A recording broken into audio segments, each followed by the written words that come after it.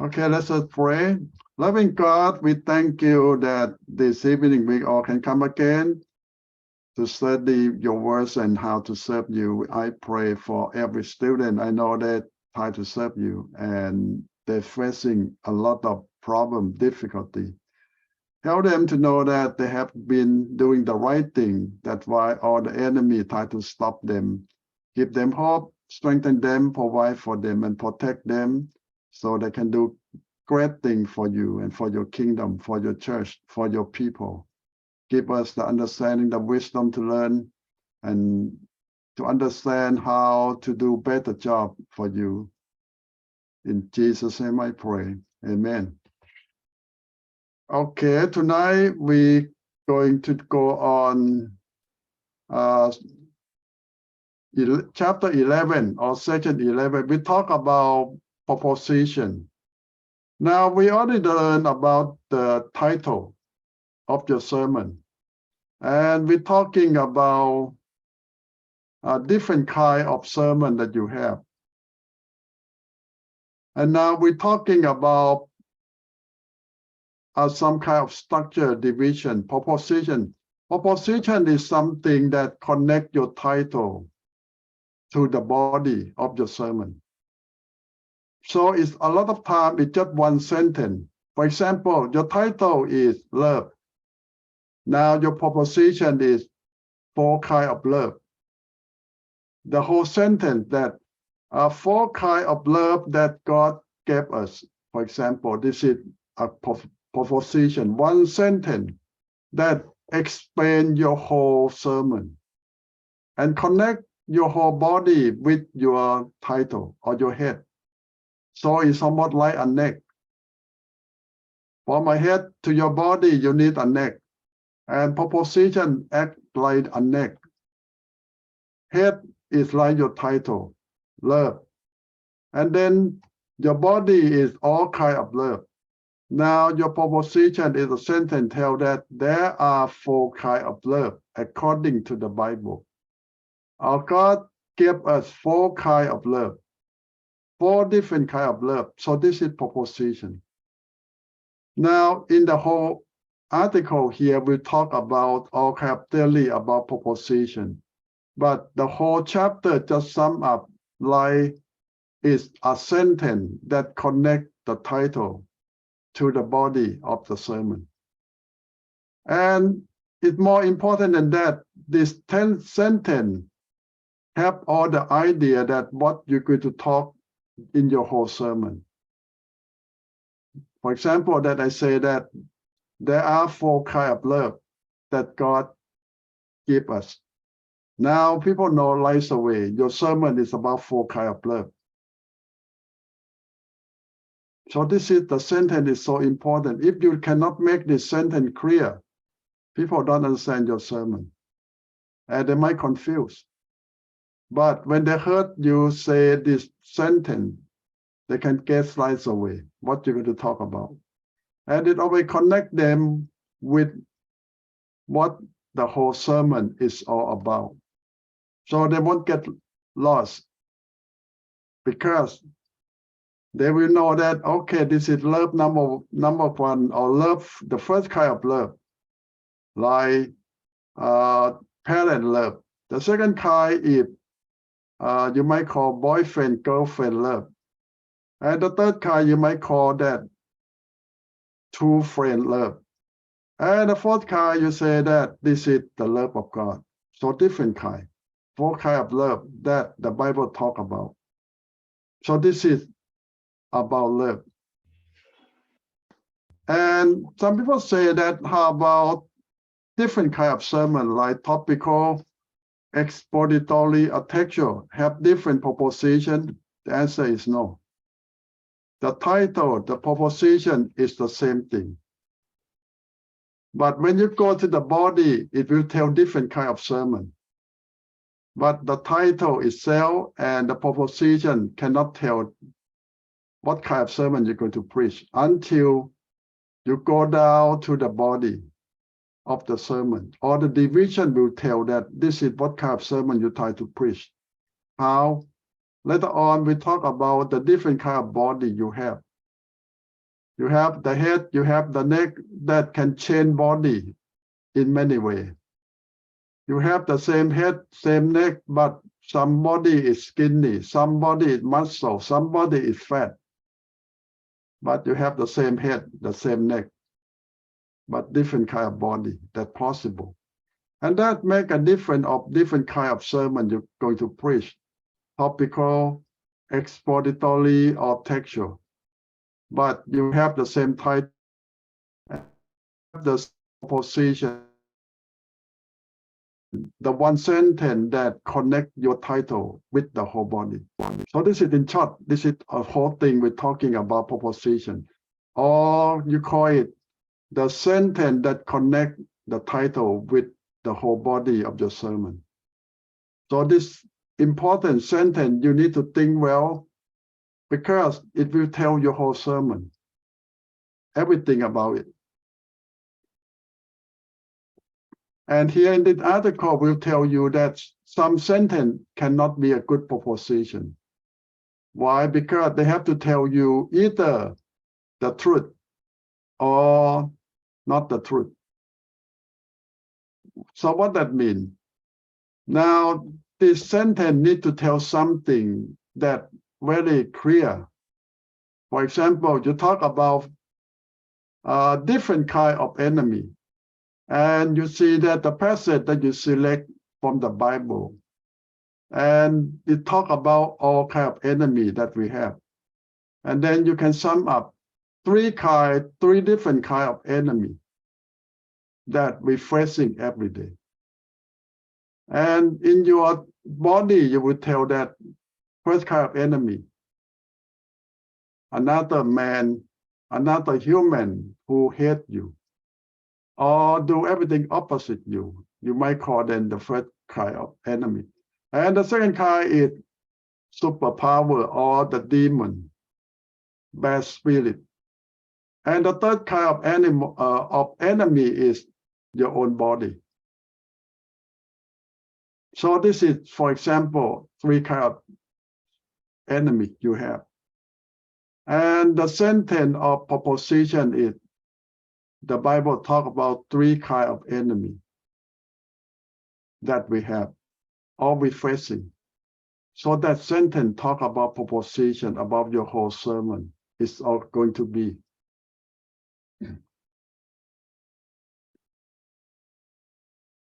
Now, they always tell you that when you plan a sermon, when you have the title or the topic, now the second step is you find the passage of the Bible to support your topic or what you're going to preach.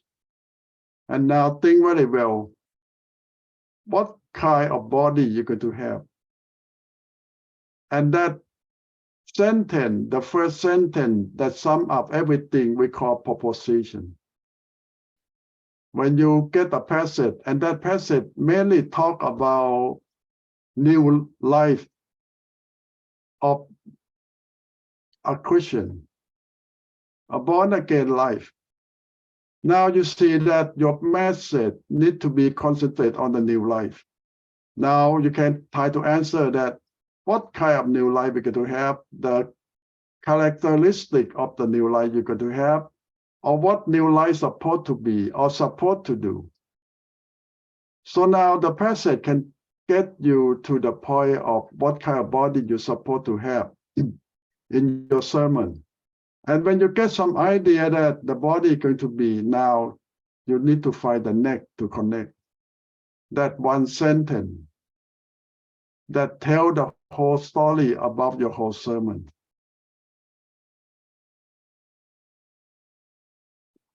Now we can do a lot of practice.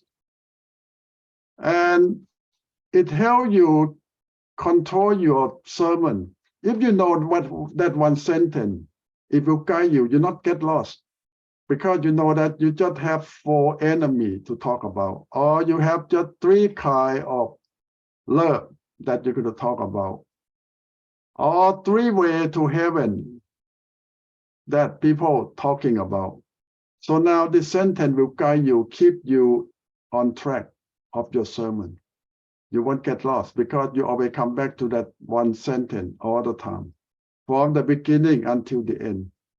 It helps you concentrate very well and help you united your whole sermon in one short sentence. So this is some idea about why we need that sentence and make it clear from the beginning when you start your sermon. So now go back how to start or plan a sermon. Well, if you want to preach a topical sermon, you start with a topic, a title. Then find the Bible to support that title. And now you build the body. The passage that you select can give you the idea what kind of sermon you want to preach.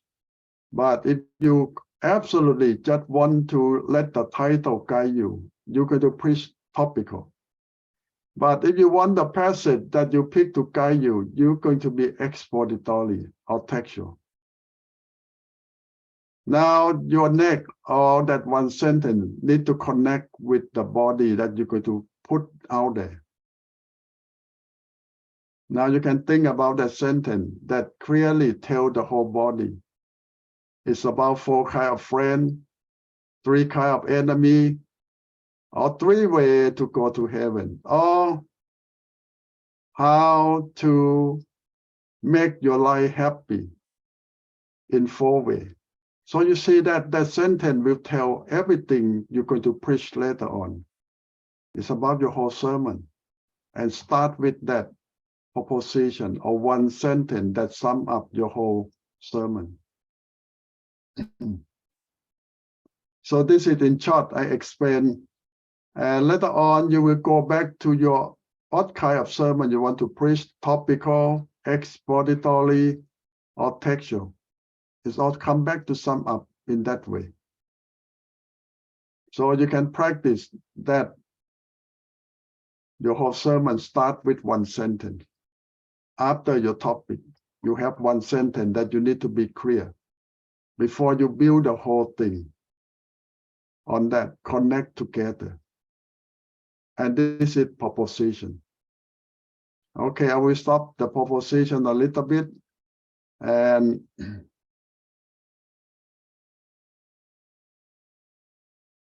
we'll come back more about the idea how to build your sermon in different way. This topic will have more idea about division of your sermon. It's about the body of your sermon. Okay, let me stop the proposition first. You understand the topic of proposition of your sermon clearly? Now, if I yes, Farm. Yes, I have a question. Is that proposition is same as the transitional line, or it's different? It's in fact it's the same thing. Oh, just a different word, right? Yeah. Okay. Because different textbook use different words, and sometimes we come back to the same thing in different way. Oh. Because even the type of sermon that we talk all the time about topical, textual, or expository, in some textbook called different name too. Oh, I see. So, but when you read the whole thing, you find out that it's not different. They just use different words to explain different kind of sermon. Okay, thank you. You're welcome. So now you sum up what is the transitional or the proposition sentence.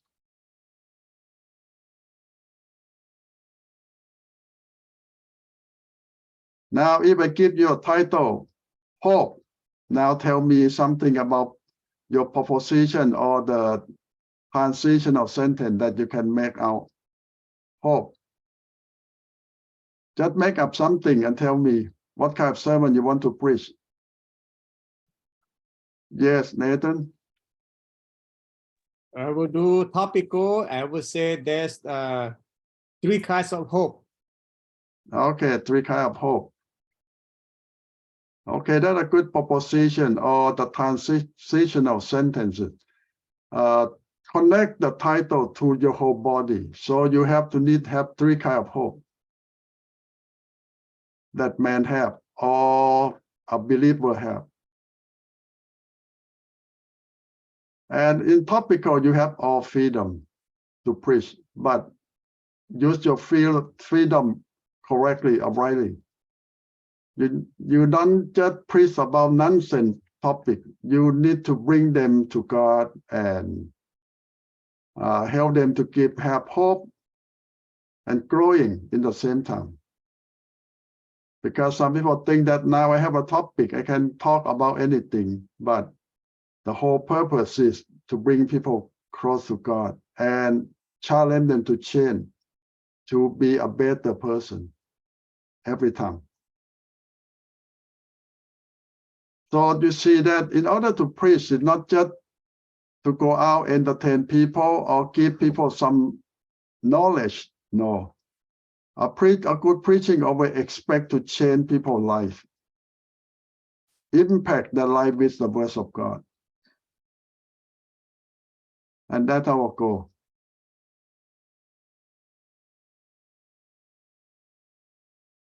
Yes, Nathan? John, just double check. So what topical we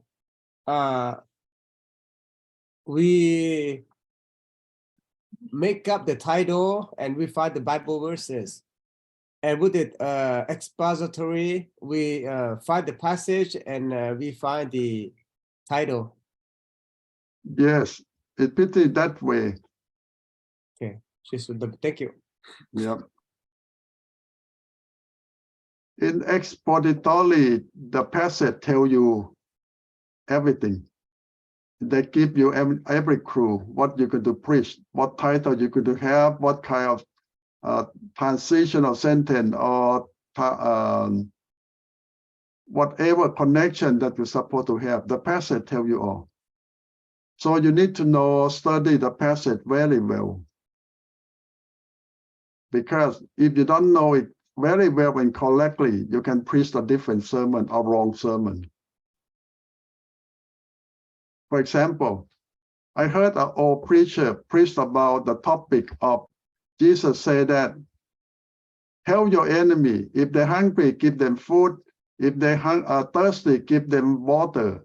So it like keep a fire on the head. You heard that passage when Jesus teach in the gospel.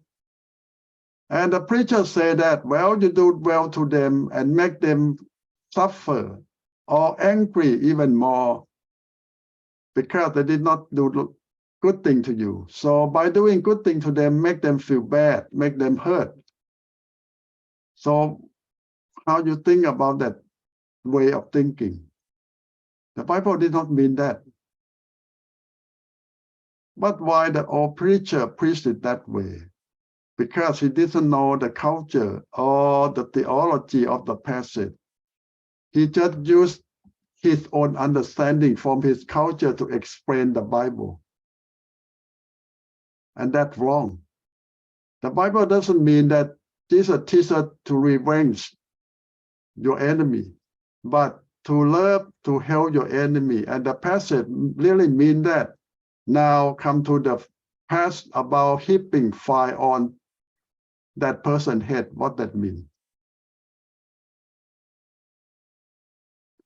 Well, in Jewish culture, people need to keep their fire on all the time in a little pot at home. When they work all day, come back home, eat the fire that they have, go away. They're hungry. Where are they going to get the fire? Well, if they have good neighbor next door, they go and get the fire in the pot, in the clay pot, and they carry it on their head back home to cook. That's the whole meaning. You give them the fire so they can go back home and cook. Doesn't mean that to burn their head. That means helping them to have dinner that day. If not, they try to start the fire. It takes them a lot of time, a lot of effort. Now you see that without understand the culture, understand the real meaning of the passage, you preach the wrong sermon.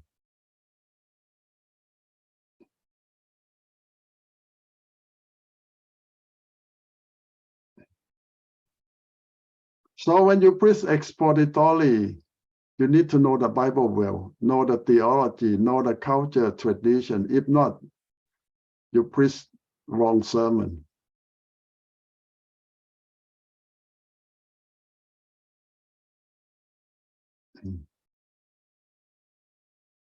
Now it's different from topical. Because topical, you depend a lot on your understanding from people, culture, tradition. You did not draw much from the Bible. So it's different kind.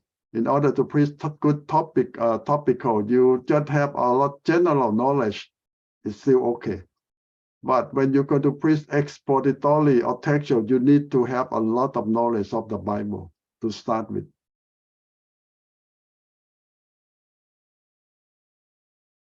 If not, you can make a lot of mistakes.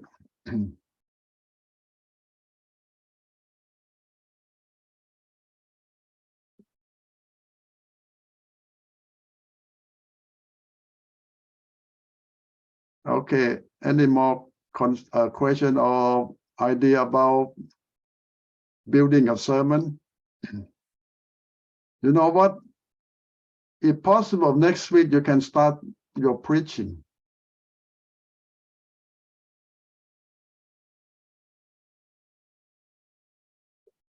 And the one who have to preach many sermons, I think you should start early. Don't wait too long because we might not have enough time. And I think that each of you will take around 30 minutes. I don't mean that you preach 30 minutes. You preach around 10 minutes. But another 20 minutes is about your friend reaction, suggestion, evaluation. So each one of you will end up around 30 minutes. So each week, maybe just allow 2 to 4, depends on how many of you can preach on a certain day. So you should let me know right away whenever you're ready, and we are available to preach. Don't wait until the end because there are too many people. So the earliest is the best.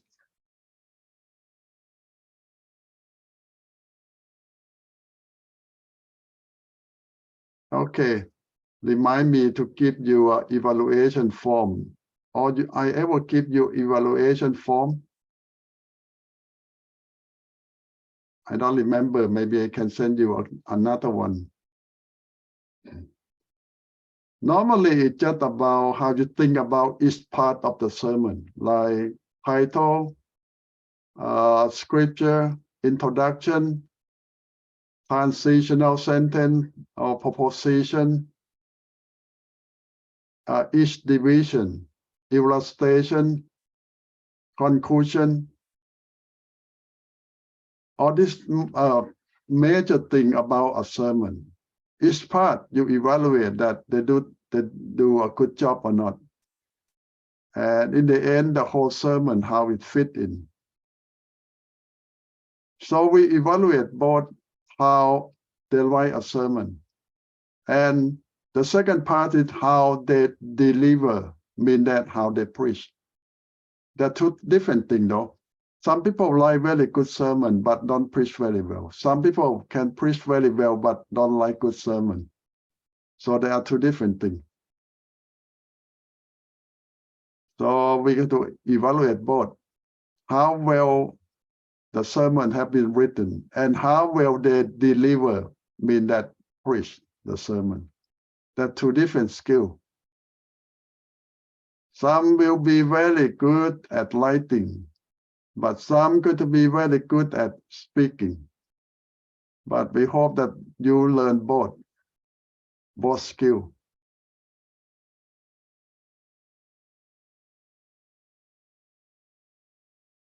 Okay, have any comment or question about what you're going to do in the next few weeks? Any one of you ready? Mean that you already write your sermon for the class?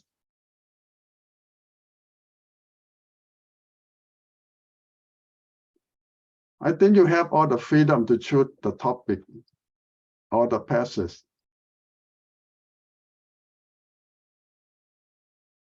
And that, I think, better than I give you the topic.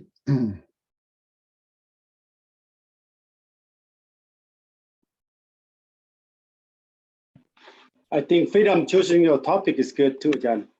Mhm. Some students ask me, can I use or recycle my old sermon? I say yes. If you think it fit what we require, mean that 10 minutes and clearly talk about topical, expository, or textual.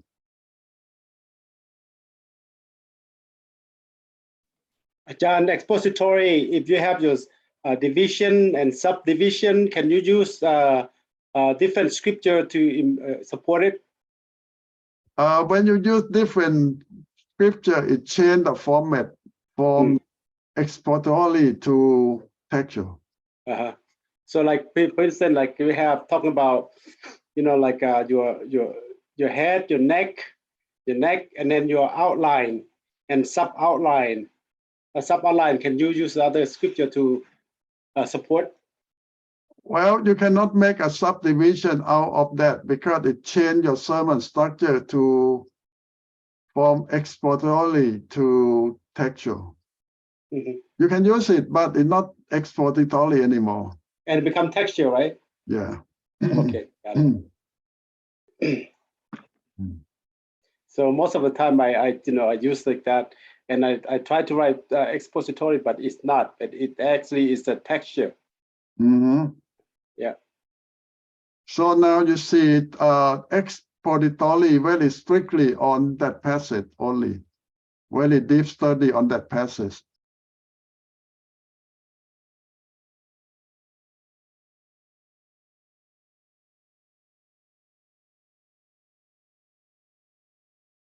So now in reality, expository demand more work and a lot more difficult than you think to write one and to be a good one, because you need to know the Bible very well in order to concentrate on just one section. Do you think it's a lot easier to go around the whole Bible than to concentrate on just one spot? I think it's easy to go around the whole Bible and concentrate on one spot. You got to know, like you said, you got to be a really, learn a lot of like backgrounds and history, culture, and the timing, all that stuff. Yeah, Nathan. So Ajahn, what you were saying is for expository, you have division, but don't have subdivision. Once we have subdivision, it turns into a textual. Is it right? You can have subdivision, but subdivision still have to concentrate on that passage. Okay. Well, you want to close. Back up. So you can have, but it just concentrate on that one passage.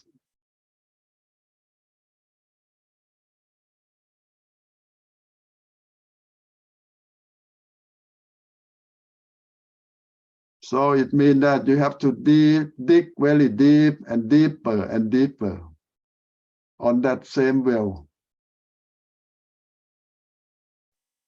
So you can compare that topic of sermon is just like a swim or a lake. And you might say that textual is just like a river. But when we talk about expository, you talk about a well. It's narrow but very deep. Mm.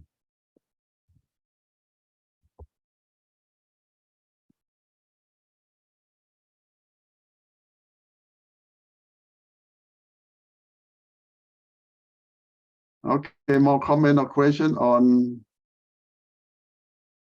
what we learned so far?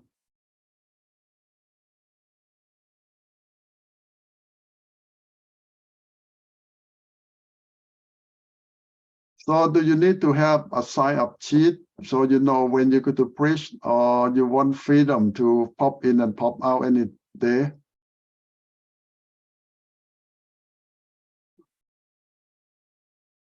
Ajahn, you can put me next week if you start next week. Okay.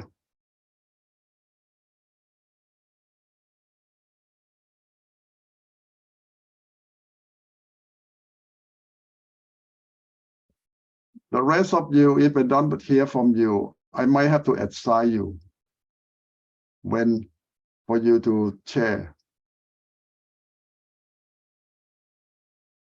Unless you're really not ready to do it. I will give you the freedom if you're really not ready to do that. But it's a good thing if you can share so we can help you improve yourself. Maybe after Ajahn Kongchai, Ajahn. Maybe. Yeah. How many preacher each hour? 1 or 2? After that, we go some our lecture note again, or what? We will see. You see, when you preach 10 minutes, your friend and I will take another 20 minutes to 20 minutes, evaluate that means you. 30 minutes. Yeah, Another student 30 minutes, that 1 hour.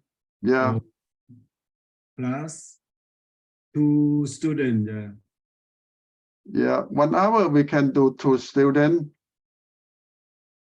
In some week we can use 2 hours. Some week we can have just 1 hour. It depends on the topic and the lecture note too.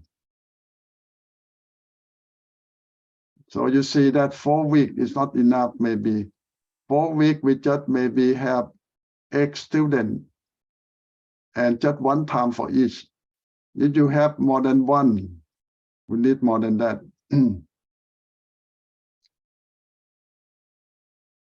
So K and I preach only 3, right?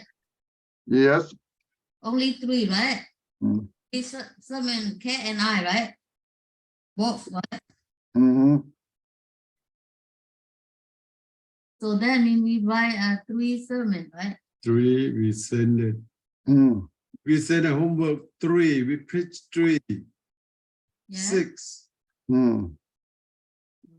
Yeah. Okay, maybe next week try it. If not good, then Ajahn can teach us how to do it. Right? Yes. Okay, I think the good thing is you can send me your note or your sermon first if you want to. Okay. And see, And when you preach, you can share your outline or your sermon with your friend too. At least the outline. oh, Mm. okay.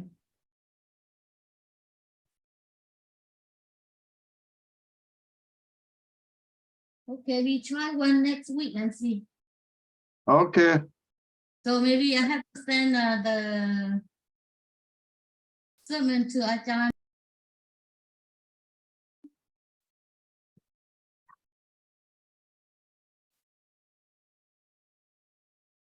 Okay, now we talk about the division of a sermon. Every sermon will have at least 2 divisions. Some will have 4, 5, 6, or even more. So it depends on how long your sermon is going to be. If you have just allow 15 or 10 or 15 minutes sermon, so your division normally about 3. If you have more time, your division can go up to 5 or 6 division. So why they always say that the length of the sermon can tell how many divisions you can have, because one thing is people can pay attention to a certain thing to a certain time. So if you have a lot of time, they say that it's better for you to have more division. It's like chop your sermon into small part, bite size, and people can concentrate or pay attention to what you try to tell them, one step at a time. Don't have two division for the whole hour. It's too much, too long to handle. If you have 1 hour of time to preach a sermon, well, they recommend you to have at least 5 or 6 divisions. So you chop down each part into less than 10 minutes. That's always the best. Now, if you want to divide, a lot of time we don't say that what kind of division you have. We always say that, well, it depends on the topic, it depends on the style of the sermon. But a lot of scholars still lump them up. Even you preach topical or expository or textual, they still say that you can lump them into different types of division. For example, the first group, they call that historical, mean that you intend to preach about the history of the topic, the history of whatever you got to teach. But the division will concentrate on the history, the background.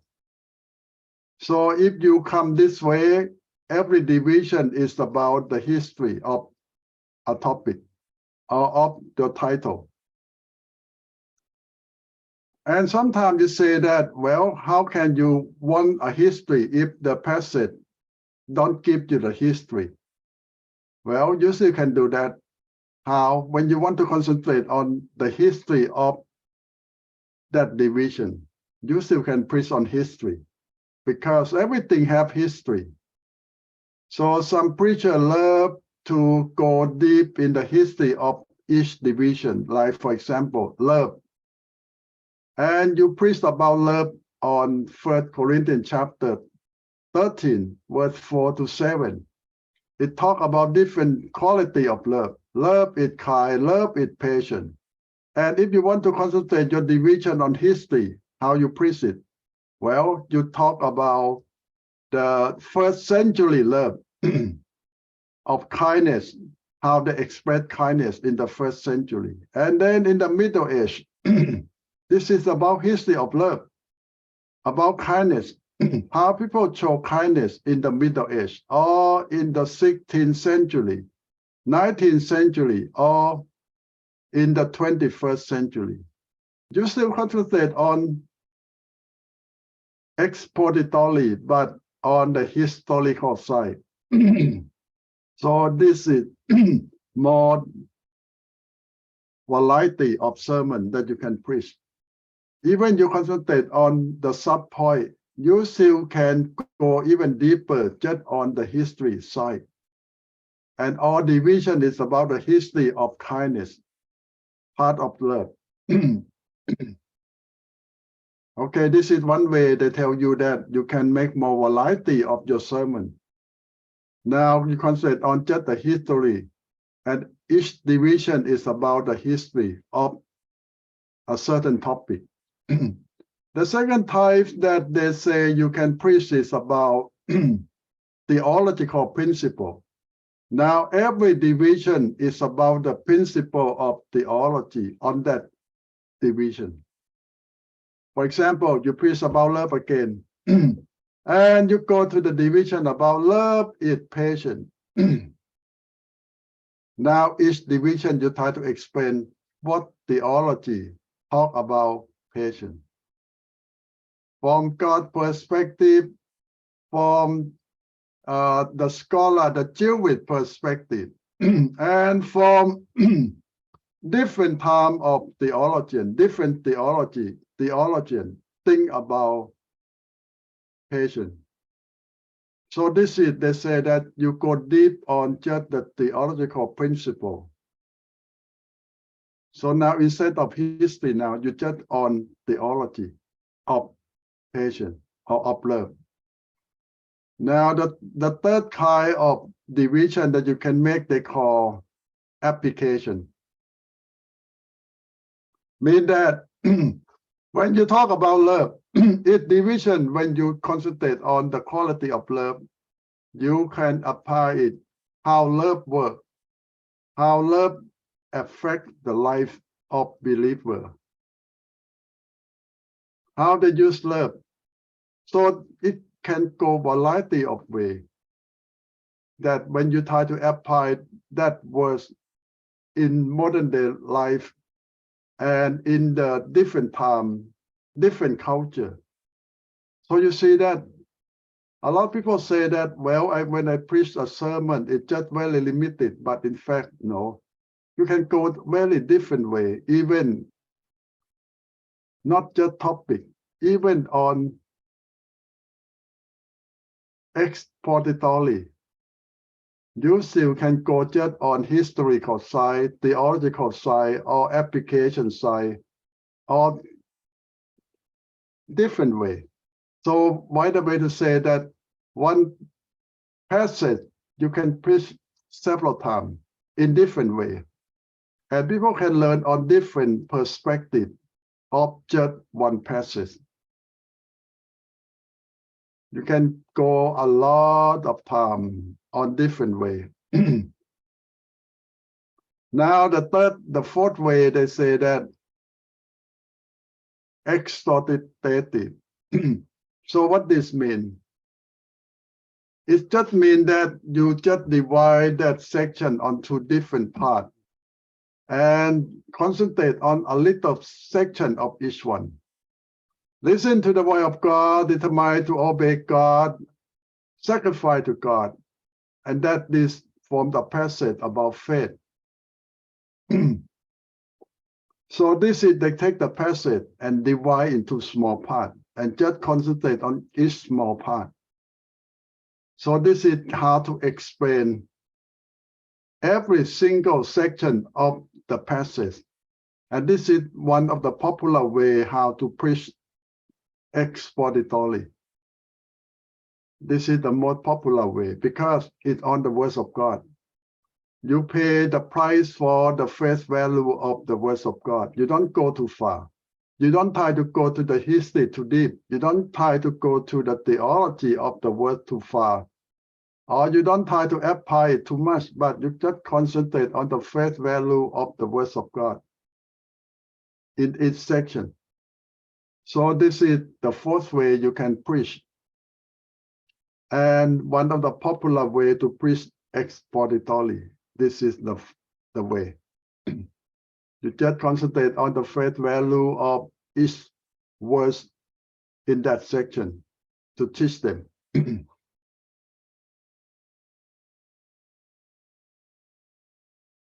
So this is the four popular way how to preach and make division. And this is just how you try to preach the words of God. They say that modern day, they concentrate on what God tried to tell us or what man want to know.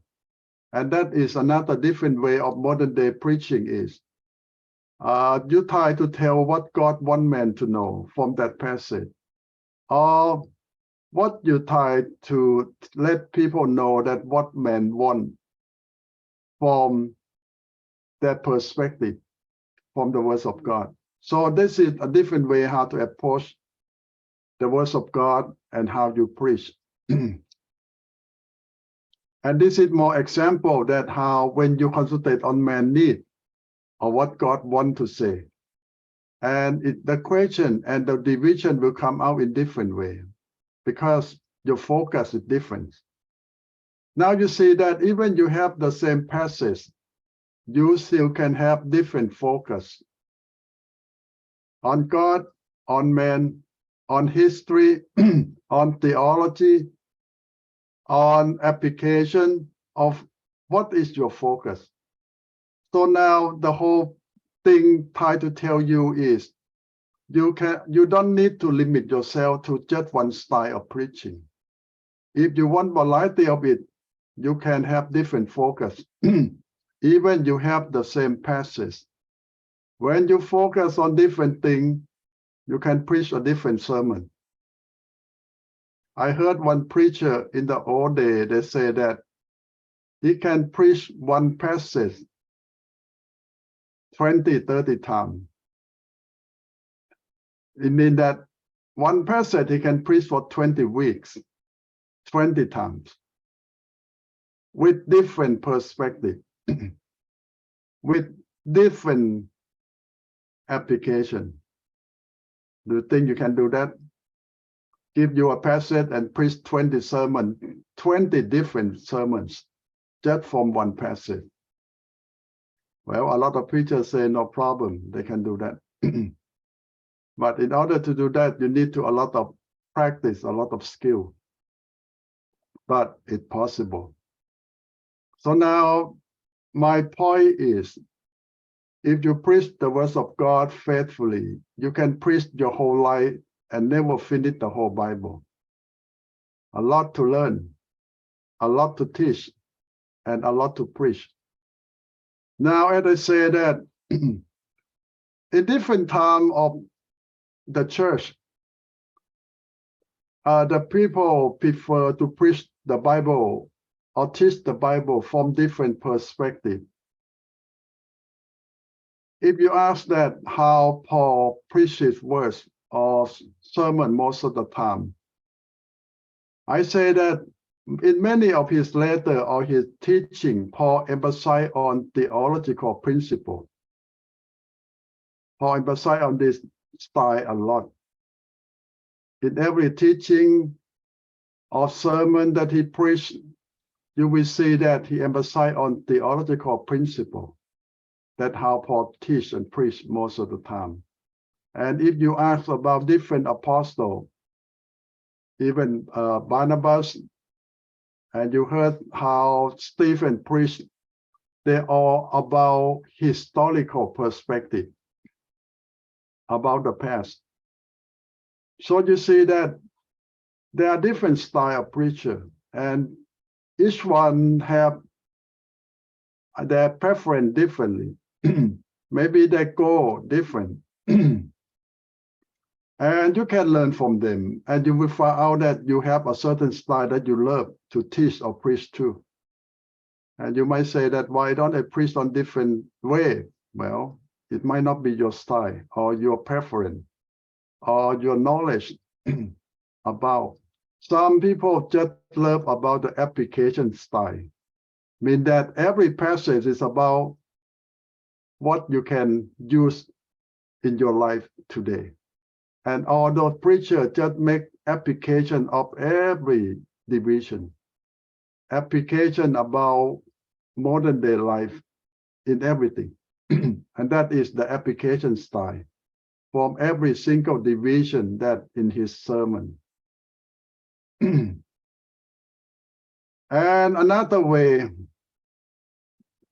exhortative is almost like Bible study, because it goes very deep on each section of the Bible. Very detailed and very exhortative, mean that every single word, it means something. And this style almost like deep Bible study. And it's very popular in certain time of history too. And people love some of this style. But it might not be so popular in modern day. In modern day, it have different style of sermon. You might see that the application style might be more popular in the 21st century. And in the church history, that in different time, different style is so popular. People love it in different way. I don't know about you, but you might find yourself that you love a certain style of sermon preaching, of sermon making too. You might love the historical style, you might love the theological style, or you might love the application style, or exhortative, detailed Bible study style. So I cannot say that which style is the best. Every style is good as long as it's your style. It fits your style and it fits your people need. And you're good at it. And you have time to develop your style to be uniquely you. And that's always the best. Don't try to copy someone else. That's not your style. And don't try to do something that you don't know much. It's better to stick to something that you know best and can do best. And that is you.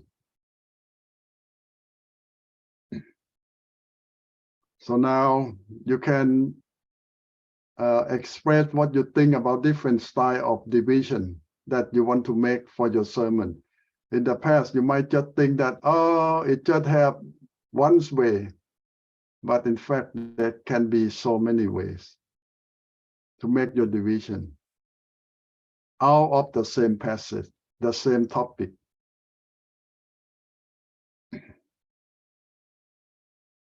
It's like I give you a chicken and let you cook whatever you want with the chicken. To 100 people, you think that what kind of dish will come out of that chicken? Everyone got a chicken. And let the 100 people cook whatever you want to cook and come to present to class.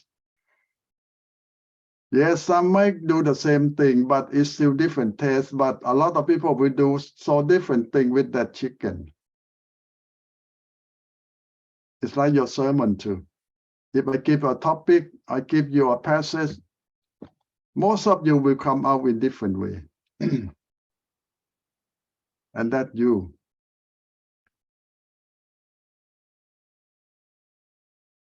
A lot of time you will cook something that you love to eat. Or you are best at it. Or you think people will love it. Yes, Nathan. What chicken you going to cook? So Achan, those four ways are applicable to any kind of style, or just like more suitable to certain style? It applies to any style, even topic or sermon. If you want to emphasize on the historical perspective, or division is about the history of love. If you love the historical style, but if you love the theological style, it still come out on different theological perspective too. So this will help you, because a lot of time people think that, well, when I preach about something, I just have one way to preach. It's just there in front of me. But you can be diversified by concentrate on different style too.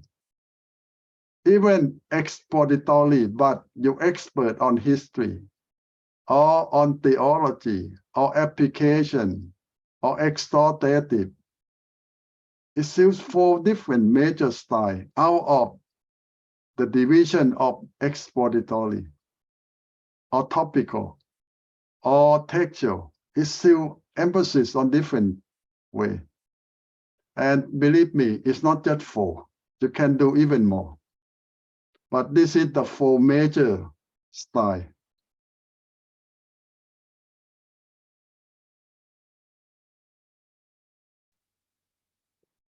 Yes, Nathan.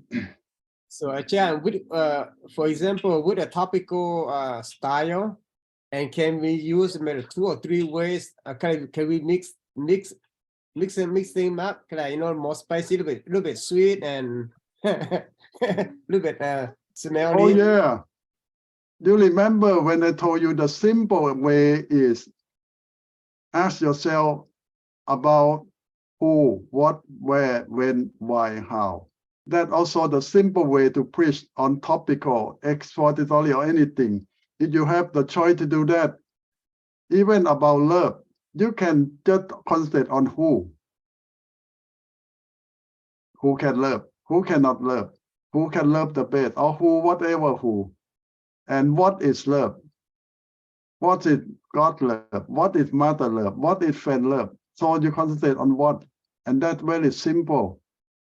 Or how God loved us, how your parents love you, how you love your children. It's just about how. So you see that just one question helps you preach a whole sermon.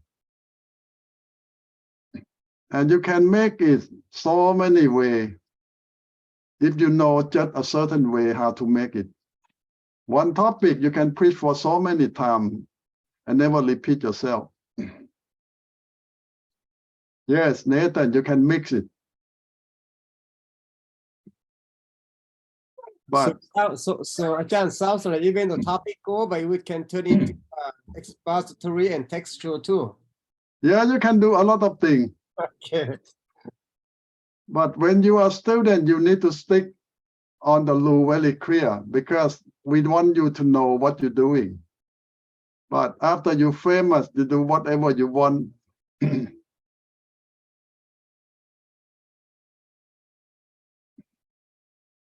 So you need to know the style first, the format first. So this is all the basic thing that you need to know.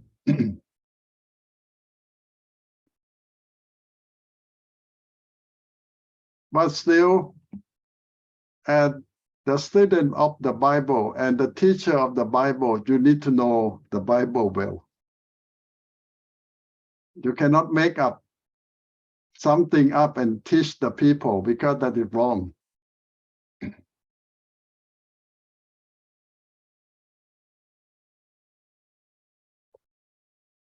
So you always have to base on the fact, the truth, not imagination.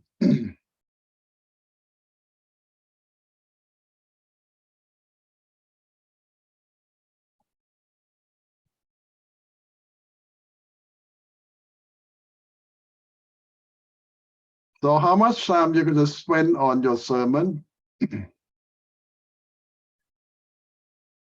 Well, I think it depends on how much you know about the passage and how many times that you already preached that certain passage. Even you recycle your sermon, you still need to rework on it because each group have different needs. A lot of times you cannot just repeating the whole old sermon the same way. You still need adjustment every time. Time change, people change, situation change, and you need to adjust and improve your sermon every time you preach.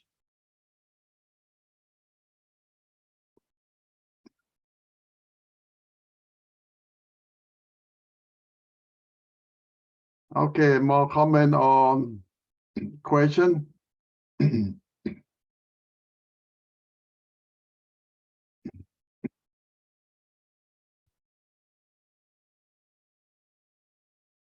Yes, Nathan. I can tell you that I like it, Ajahn. I didn't know that we have that. Those are 4 ways to do it. I always thought we have only 4 style, but not those the one we just learned. Well, this is just example. I say that in fact you can do even more than that.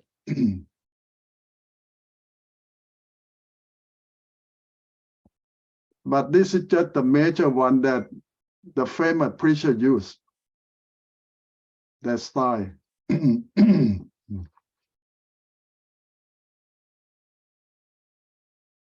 So in the future, people might know you that you are the preacher who preached on expository, but emphasize on just theology or on history or application. So you might call a subgroup in your expertise or in your skill that you can do a certain way.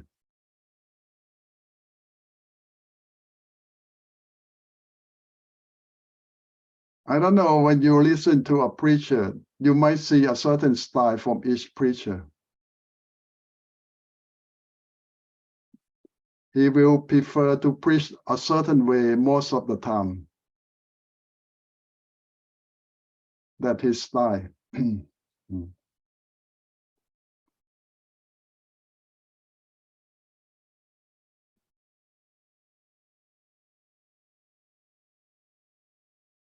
Okay, so next week, Kong Sai will preach and Kat will. Okay. So try to send me your sermon in advance and prepare a chat, at least your outline with your friend when you preach.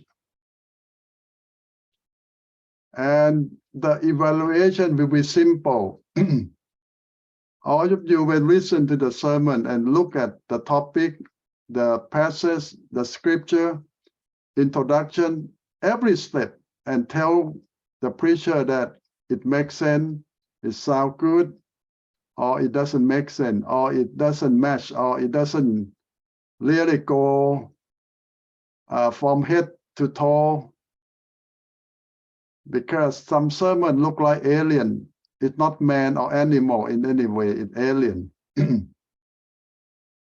that the head, the neck, the body doesn't match. And you can help your friend improve that alien into a real man or a real cow, real dog.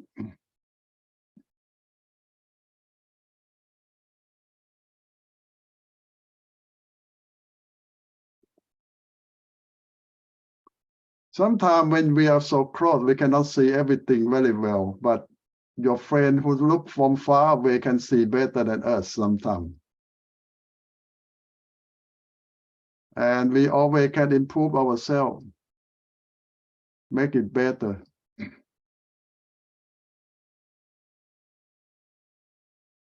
I don't know anybody ever tell you that from your first sermons, then they say that very good.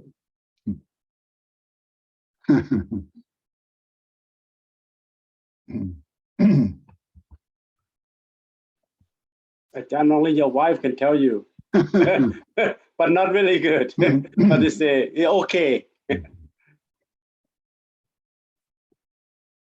Well, listen to your wife because they are the most sincere critic. A lot of people try to be polite.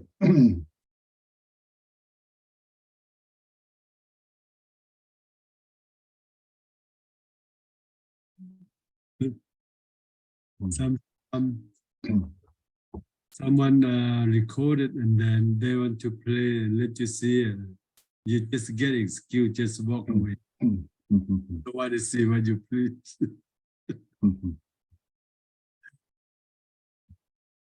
You know that in some classes, the professor demand that you preach in front of camera and look at yourself later on.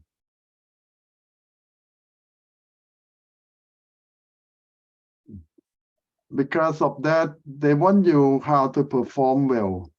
Besides write a very good sermon, they want you to present it very well too. I saw some students who write very beautiful sermon, but when they preach, it's not so good. I see that a lot too. Yes. So good. For everything, duration, all very good, but sometimes Ajah's right. Not right 100% yet.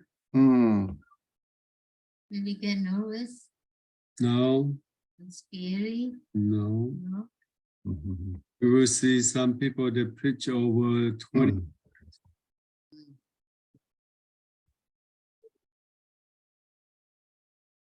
In the same time, you see some very good speaker, but don't have much to preach or to teach. So it's always good to have both. The good message and the good preaching.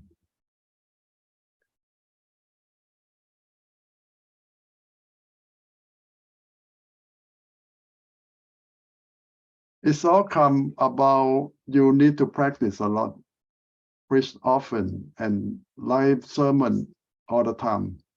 You're getting better every time. A lot of problem that we have is we don't have enough time to Ajahn, study. Yes. I have a question. When I preach at the church. So I asked my pastor, please correct me every single corner. And then I asked my friend, please correct me. But the end of each time I asked them, they said, oh, that's done good, done good. They didn't tell me nothing. What should I can do better than this? I tell my pastor, don't be afraid. Tell me, correct me all the time. Because that's I want to be like getting better. If I get a fall behind something, if I doing right thing or wrong thing, so it's not just me. Later on, the people they talk about, hey, that church from there. So why do they correct somebody? This has news preaching. Then, but they didn't even correct me. I don't know what should I can do better than that. Well, hopefully your friend will help you now. Evan correct me sometime. Yeah, Evan. Yeah, Evan, he called me one time. He said, you don't, when you highlight something, because I use my language and English, I use a different highlight. And then he said, you don't want to use the red color to something else. That's it looking good. That's all he correct me. The rest, nobody correct me, nothing. Well, we try to help you in some way. Yeah, Kat. Okay, John, I want to ask you one question. Is that same thing? Is it different?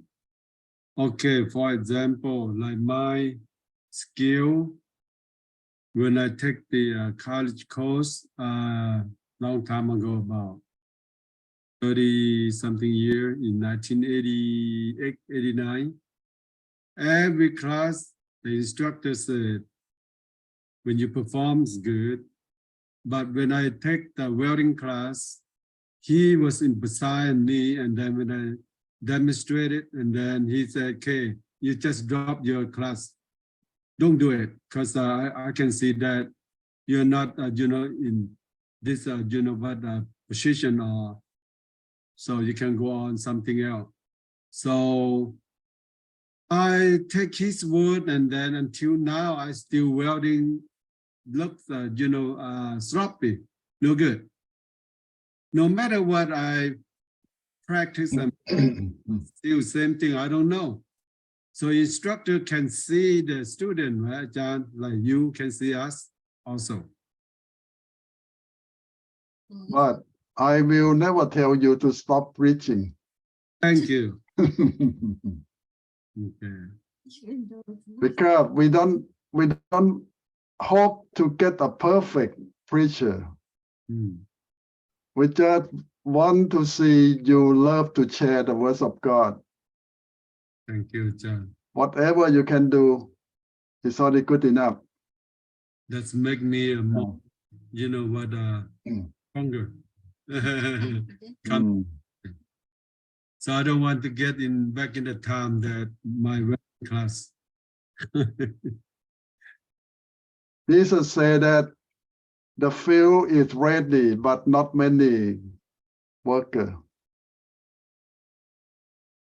So we need a lot more workers for the field of God. So whoever can do whatever you can do, we need all of you.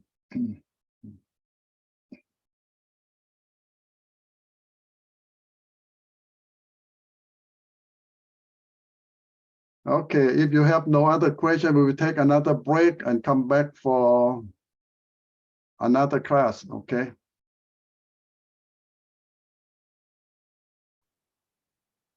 Okay, tonight we talk about the history of translation Bible into English language.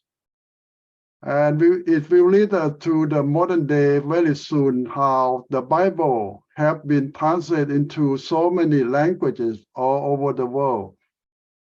And when you present your project, it's about the translation into your own language, the history of it, how it come to reality that your people have the Bible in their own language. Now we talk about English because English become the superpower around the 16th century. And in the 17th century, the whole world know English. Besides Spanish, Spanish rules part of the world. And the Spanish are Roman Catholic. And you can guess, the Roman Catholic Church do not allow Bible to translate into native languages. So this is why we don't have Spanish Bible until maybe 19th century or something. Because the church, most of them are Roman Catholic, and the church don't allow them to translate the Bible. They don't have Bible in their own native tongue. But the rest of the world that English language go, that we have a chance to read Bible. Not just into English, but into their native tongue, because the Bible translation society will start in England and in America. And if we'll go all over the world, try to translate the Bible into all native languages. It started in the 17th century, early 17th century. Now we talk about the English. Before 1961, we believe that Tyndale already started translate the Bible. And you remember that last week we talked about Martin Luther, start the translation of the Bible into German. And that in around 1570 something. And the work has been going on for many years. And we believe that Tyndale, the English priest, start his translation around 1522 to 35. And some people say why it takes so many years. Well, they work alone. And Tyndale worked alone too. Translate the whole Bible, verse by verse, chapter by chapter, book by book, and it takes him more than 13 years to finish the whole Bible. It's a big project, but he is in hiding because the Roman Church ruled the world in those days, especially in Europe, and they're against any translation of the Bible. And you ask them why you don't allow people to know the Bible. They say that first, the words of God is too holy for anyone to translate. Well, but they did not say that the Latin version that they use have been translated by Jerome around the 5th century, 6th century to, 8th century. It's also translated from Greek and Hebrew. Latin is not the language of the Bible. But later on, they don't allow anyone to translate from Latin to any language. They say that anyone who wants to know the Bible need to know from Latin. And if you are not the priest, don't read, because you will never understand the words of God. So the Roman Church tell people that you just come to church and listen to the priest, and that's good enough. You don't need to read the Bible. You don't need to know the Bible. Just obey the priest and the church. It's good enough. And a lot of people always doubt that Tyndale translate the whole Bible into English from Greek and Hebrew. Well, yes and no. Yes means that he consulted the Greek and the Hebrew version, but in the same time, he used a lot from Latin version. The question is why he have to rely a lot on Latin version. Well, maybe the simple answer is the knowledge of Old Hebrew and Old Greek is not so well in his time. You know that the Bible have been written in Old Hebrew, mean that 4,000 years ago Hebrew, and 2,000 years ago Greek, not modern Greek, not Greek in the 15th, 16th century. So you might say that it's a dead language, thousands of years ago.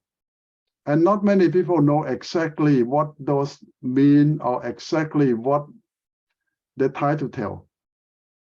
So people always need to have some reference, mean that some other version or translation, like a lot of time, many translators will use the Greek version, Septuagint version, as a reference when they translate the Old Testament from Hebrew, because the knowledge of Old Hebrew is not so well in those days. And we might say that today we know the Old Hebrew, Old Greek better than Tyndale time, because we have a chance to learn, find out more. And we talk about Tyndale version. Now today we have a lot of versions that called Tyndale that try to honor him, the first English priest who tried to translate the whole Bible into English. But he not so successful in his work, in the sense that his Bible did not come into mass production or printing until many, many years after that, because he is in hiding.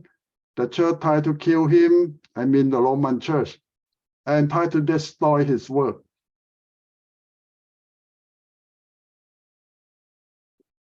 And you know that the printing shop is one of the most successful things in European history. And the first book that they print is Bible. The Bible make the printing successful, and the success of the printing shop make the Bible translation so successful. So it go hand in hand. And you ask them that why at that moment? Well, it's God timing. A lot of time before that, people try to distribute Bible, but no success. First, the book is so expensive, and it's written on animal skin and copied by hand. It takes forever and costs so much. So that is the big obstacle. Until the printing shop and start using paper, they can make it cheap and fast and give to a lot of people. And that's how printing shop and translation of the Bible go hand in hand all over the world. And as we say that, God timing. In fact, the Chinese know how to print the book almost 1,000 years before the European know how to print the book. Around the second, third century, the Chinese already know how to do the printing shop. Did you believe that? 1,000 years before the European do it. And more than that, the Chinese know how to make paper thousands of years before the European know to. The Egyptian know how to make paper at least 3,000 years ago, but the knowledge is stopped there. And the Chinese know it 2,000 years ago, but it never go, the knowledge never go anywhere.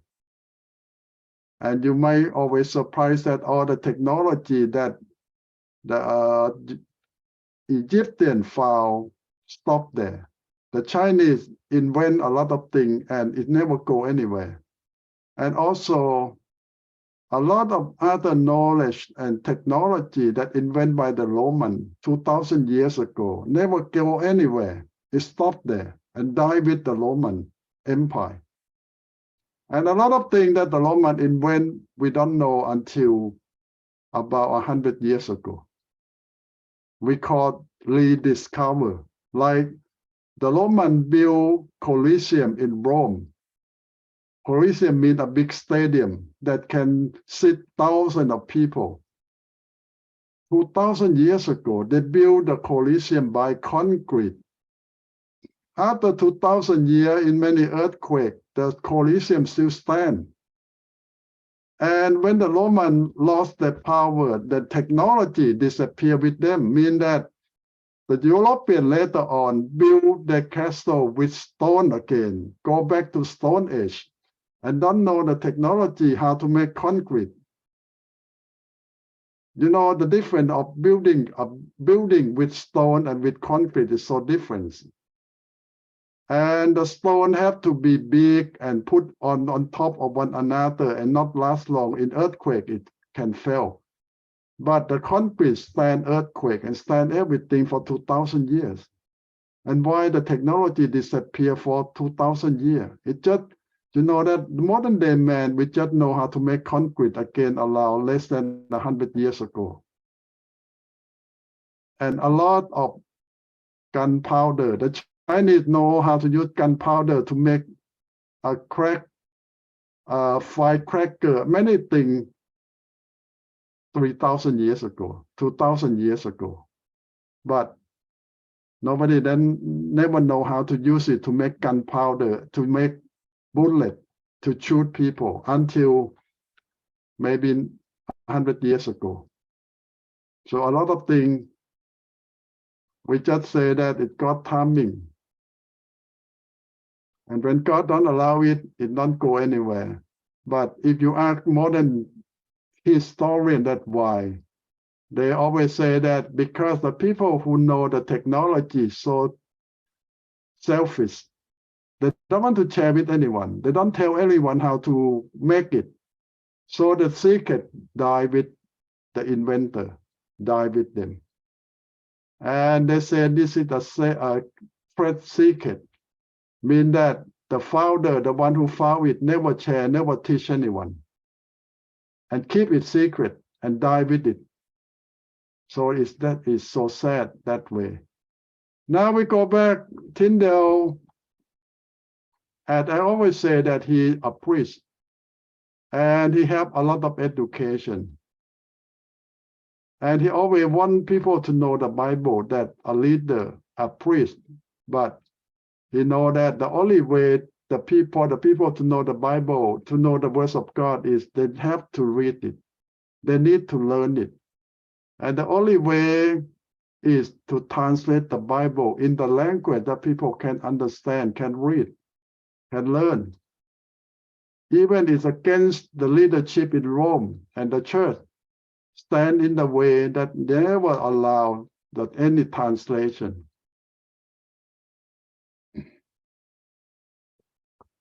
So this is some history that he start book by book, and he tried to print it out because, as I say, that the printing have started in Europe in his time. And when I talk about printing, I don't mean that the whole Bible print in the book form. The print is the very primitive way, one page at a time, big page, like a newspaper page, one page at a time. And that is a very primitive printing shop, no machine yet. It's just by hand.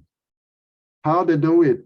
They know how to make all the letter in wood form, like A, B, C, and they put them together.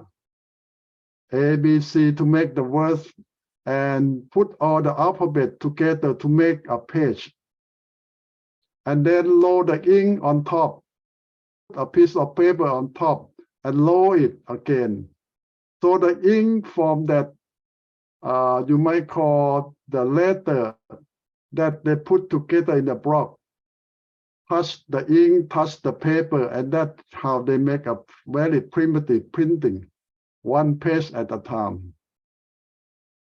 It's like modern day when we do screen printing or teacher printing. That's the same way that how they print the Bible in the early day. One page at a time, one piece at a time. And the people who lay down all the alphabet that carved from wood, one alphabet at a time, and put them together to make a page, the sentence and the whole page. It takes them maybe several hours to make a page. And this is how they make Bible in England in the 16th century. And he keep the translation on and make more printing. And how they use it? Well, in the early day, they just post it in the square. And the whole village, people come out to look at it. Somebody know how to read, we read to the people from that. But it's a lot cheaper than writing is on the animal skin. Now it's on piece of paper. And in 1 hour, they can make hundreds of copies of that printing. Instead of one night, one page on one skin. But now they can do hundreds of copies and cheap and send all over England. And that is the way how the Bible get all over England. Now when the Catholic Church in Rome heard about his translation and printing of the Bible, they threatened to kill him. And they sent a killing team from Rome to England. Search for Tyndale. And finally they got him and killed him. Well, that's a sad story, but at least he's so brave to do something that he knows God wants him to do. Even he sacrificed his own life in order to do that job. Well, I don't know, today we will sacrifice our life to do that job for God and to save the people or not. Well, he died as a martyr, a hero for the kingdom of God. And you don't believe that even in 16th century, people still get killed to preach the words of God by same Christian who call themselves Christian church, Christian leader. And now you can feel that even today you will feel sometime when you try to do the words of God, your number one enemy is another Christian, another church. That your number one enemy. And it's always true. But this cannot stop Tyndale and many others who serving God. They know that the enemy can use anyone and can make any way to how to stop the work of God. But all these people never stop, never threaten, and never afraid of them. They keep doing their job. So because they believe that this is the will of God, even the church, the Catholic Church, don't allow it, and the leadership in Rome fight them, stop them. They still keep doing it. And many, many more people get called by God. One die, 10 more come up. So that's a good way to say it. You kill Tyndale, 10 new Tyndale will spring up to do the work. And you cannot fight God when God wants it to be done. Nobody can stop God now. So when the leadership from Rome sent the killing team all over Europe to kill everyone who translates the Bible, more people come up to do the job and continue the work. And they're not afraid to die for God and to do the work of God because they know this is the right thing to do.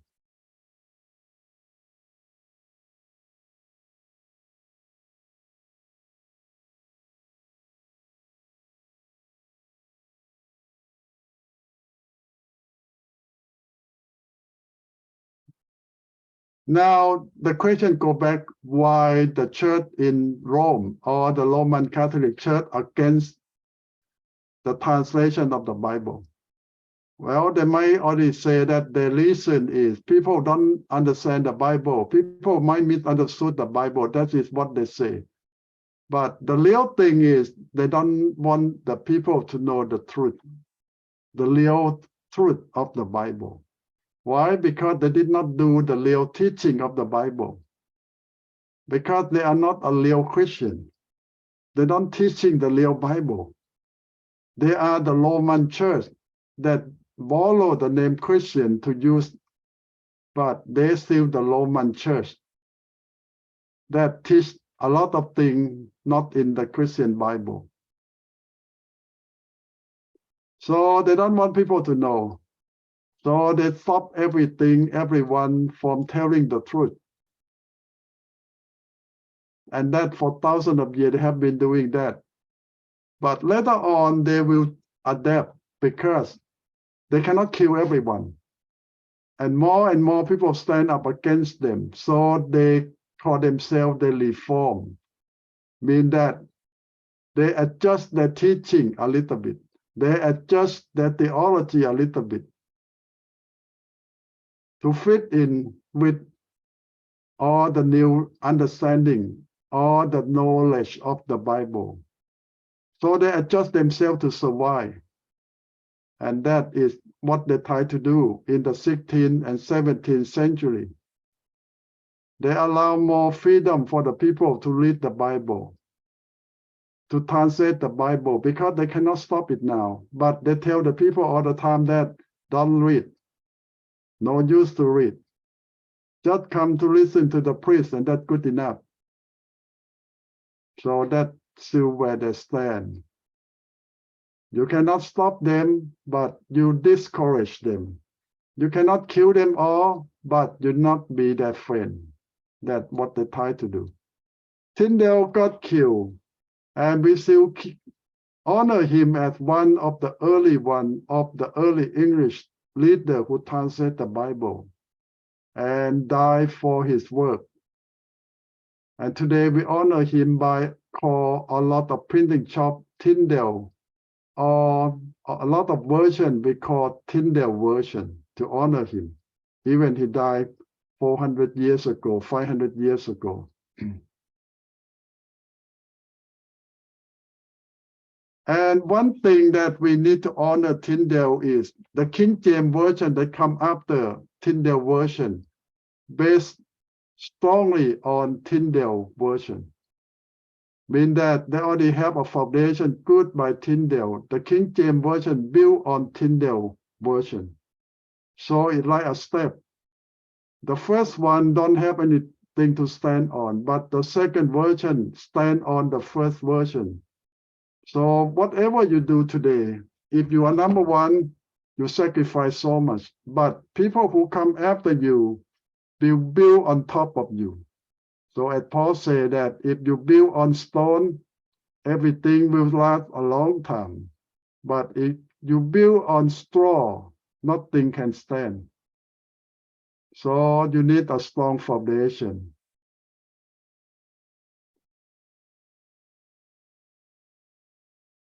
And now some people say that 90% of King James Version based on Tyndale. So what that work? It means that King James Version copy Tyndale work 90%.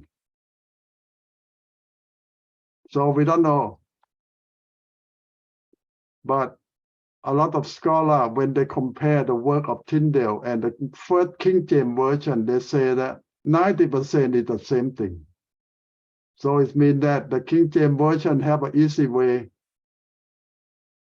They use the Tyndale version and collect a little bit to make it a new version. So even modern day Bible translation do the same thing. Nobody start from scratch anymore. They just take the old version and improve it, comparing, improving, and make it better. This is all the way that new version do it. Nobody start from scratch anymore because it takes 10, 20 years. But when you work on improving the old version, it takes shorter time, easier work.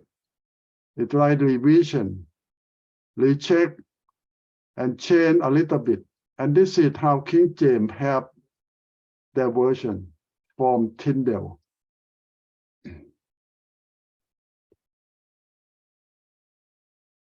And later on, we have more version, and one we call Geneva version. So why we call it that name? Well, Geneva is a city in Switzerland.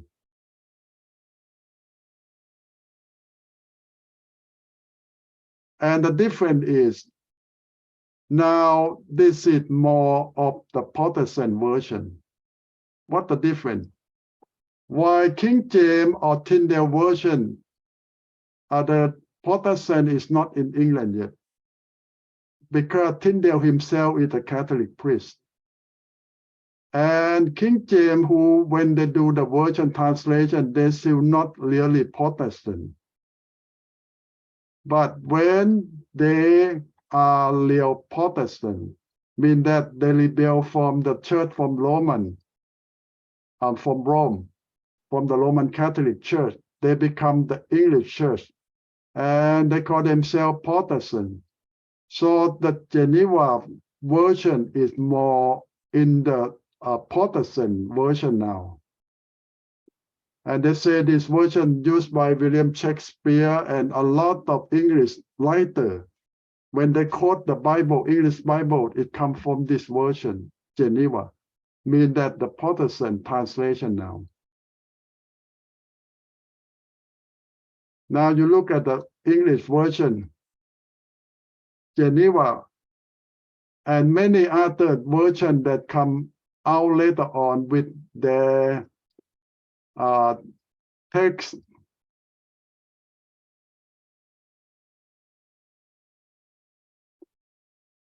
And you see the Geneva version, we have used different name, different thing to tell them that how they come from. And I say that they not translate from Greek and Hebrew alone. They just improve the Tyndale version too, make it better. And use the language of the Protestant now, not the Roman Catholic Church anymore.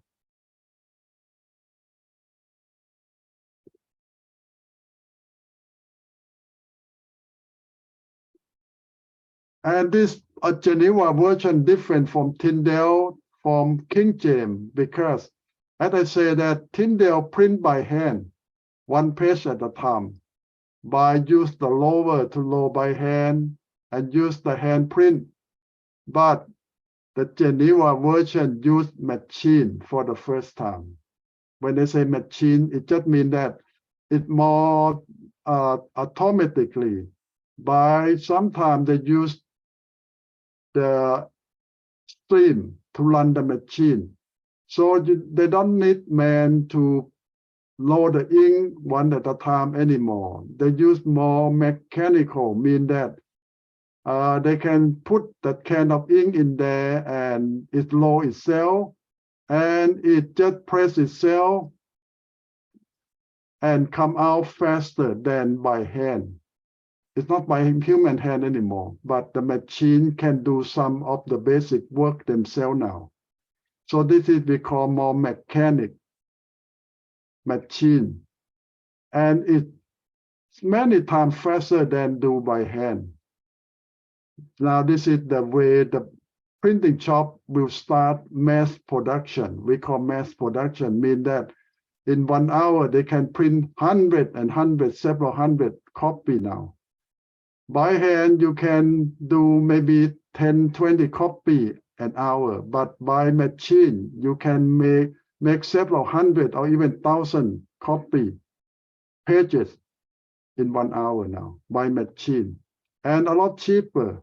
And more people can buy the Bible now.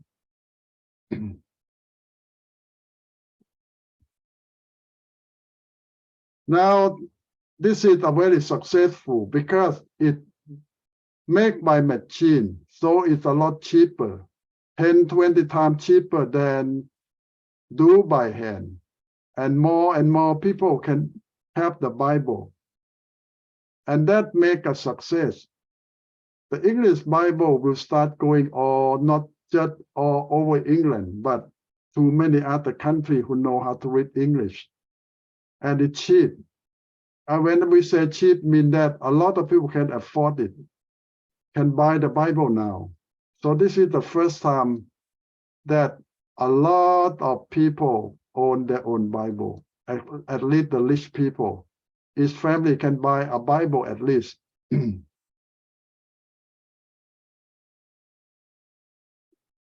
And we have more history about it. Go not just in England, go to Scotland and many other parts of the British Empire now.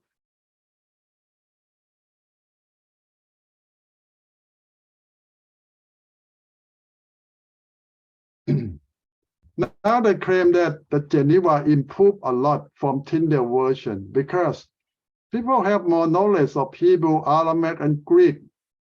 And they compare the Tyndale version with the Hebrew, the Aramaic, and the Greek version, and make a lot of correction to make it better than the Tyndale version. And this is the work of modern day scholars who translate Bible too.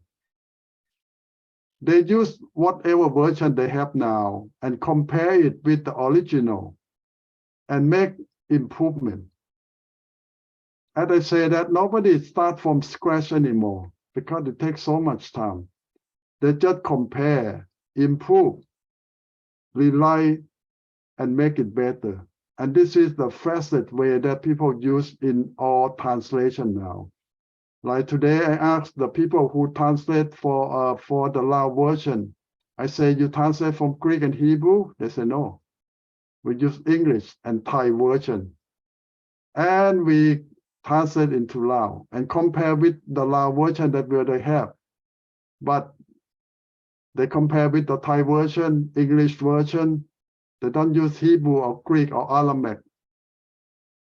Maybe because the people don't know the old Hebrew or the old Greek, or they don't have much time or resources to do that. It takes a big team, the expert in many fields to do that job. So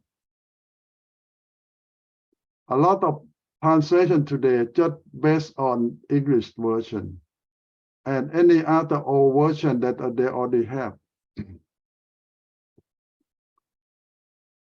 And you talk about the format, the style, and the new Bible will have footnote, marginal note, and a lot of note in the Bible. Later on, we will call study Bible, meaning that the scholar also write something beside the Bible to explain more of the meaning of the words or the reference of the words with other things. So this is more modern version will have a lot of tools in the Bible to help people to study deeper and more understanding of the Bible more. But today we call all this version, we call the study Bible or reference Bible.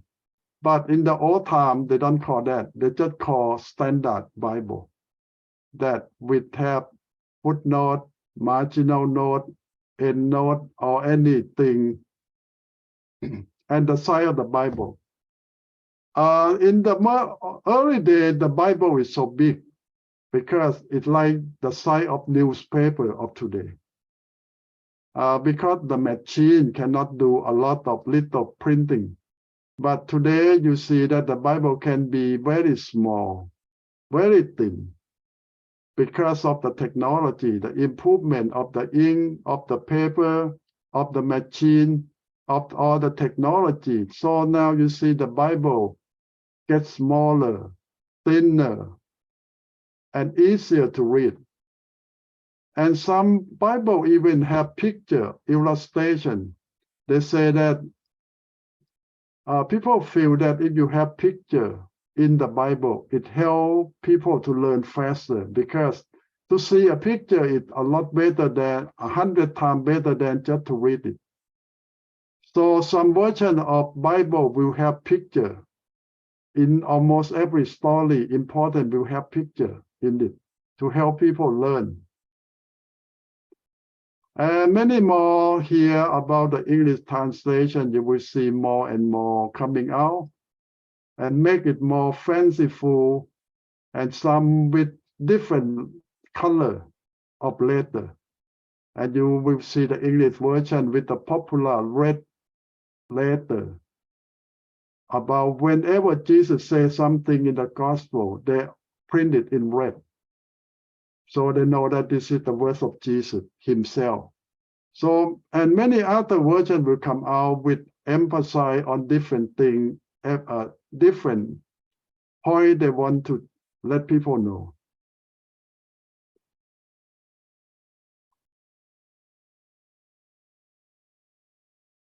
And the improvement of the King James that becomes standard English Bible, and not just in England, but all over the world who know English will use the King James Version for several hundred years. You go to many American churches today, in the 21st century, they still use only King James Version that translate in the 16th century. And you ask them, why don't you improve? They say that, well, King James Version is the best. Well, they are right and wrong. Right means that King James Version is the best in the 17th century. But in the 21st century, King James is not the best anymore. It's the okay version. Why I say that? Because in that 400 years, we have more knowledge of the Old Hebrew, Old Greek. And we found many more versions that older than the version that King James used to translate. And we always say that if you found older version of the text, it means that it's better. Because in the old day, we copy Bible. And the older copy have less mistake. The newer version will have more mistake. Because they copy by hand, by one person, all day, all night. Sometimes they forgot a dot, forgot something, or something loose or missing because of time. Because they copy, many hundred years of copy, they lose something. So King James stopped from 16th century improvement. All the knowledge in 400 years, so much impact on the new version that we know that King James is not the best anymore. But it's still an okay version. But why people stick with King James Version? Because they used to it for so long and people don't want to change. And this is always the problem. It doesn't matter if it's good or bad. Something that we used to for so long. We don't want to change.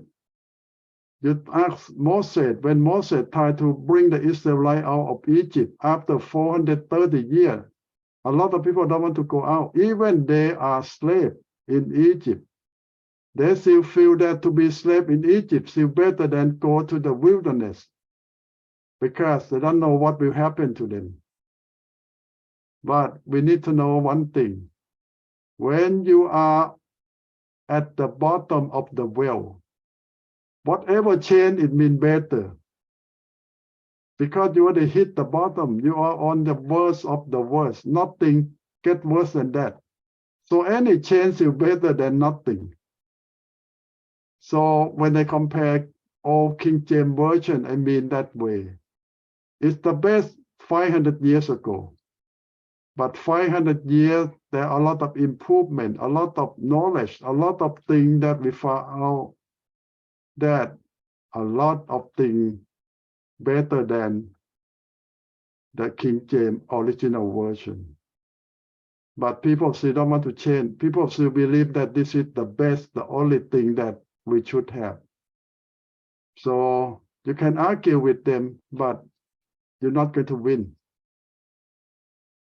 Because people believe that way for so long and don't want to change.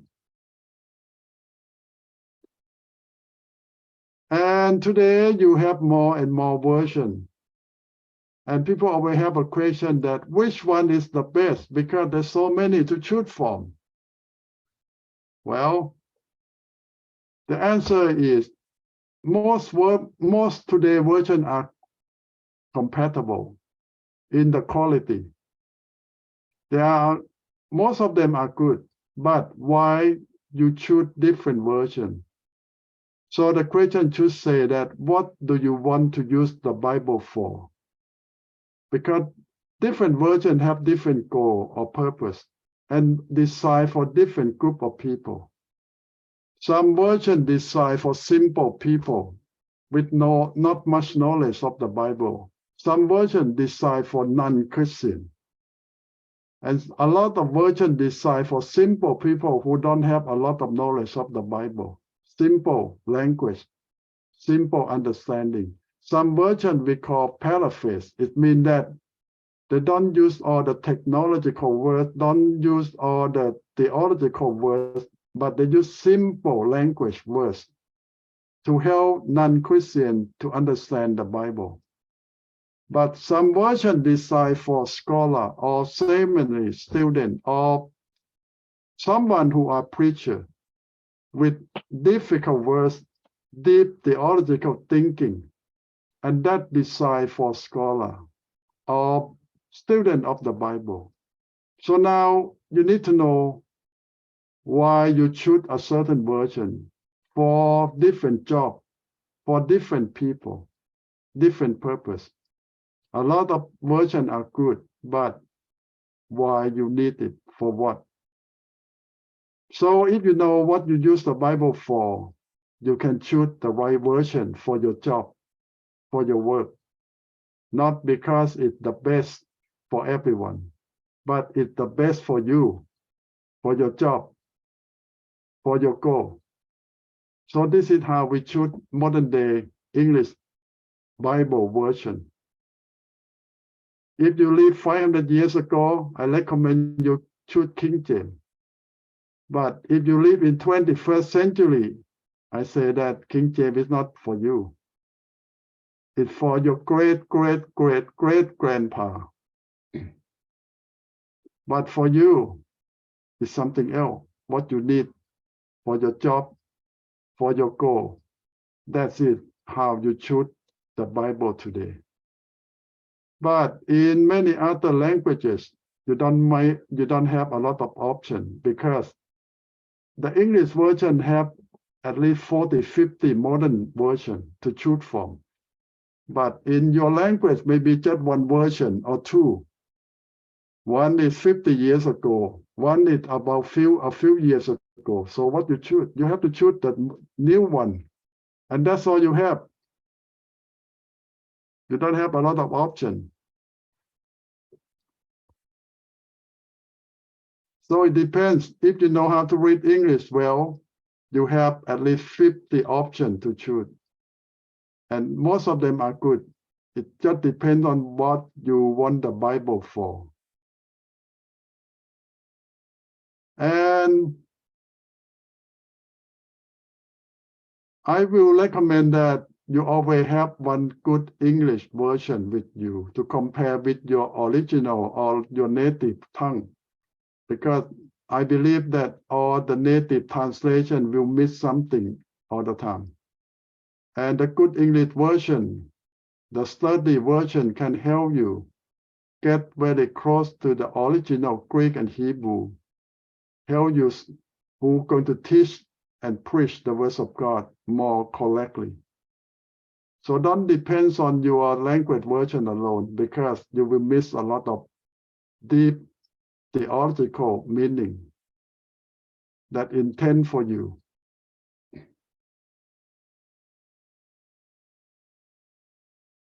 And there's a lot of theory argument that King James Version ever improved, ever realized, ever changed. It's different from what you think. Because some scholars say King James never improved, never realized, never revised, never changed. Some say yes, many times. It depends on what you mean many times. Yes, every few years King James will have a little bit change. but not big thing. It's just a little bit change in the printing format, but not really change much in the translation. That's correct. But the improvement of King James a little bit all the time, but not exactly about the new translation. So that is about the King James Version. But even that, King James Version is still one of the most popular English version at all time. And a lot of conservative churches still use only King James Version in their church, even today. Today we have new King James Version that use more modern English language, but a lot of conservative old churches still don't accept new King James. They still use the 16th, 17th century King James in their church. So they believe that that is the best for them.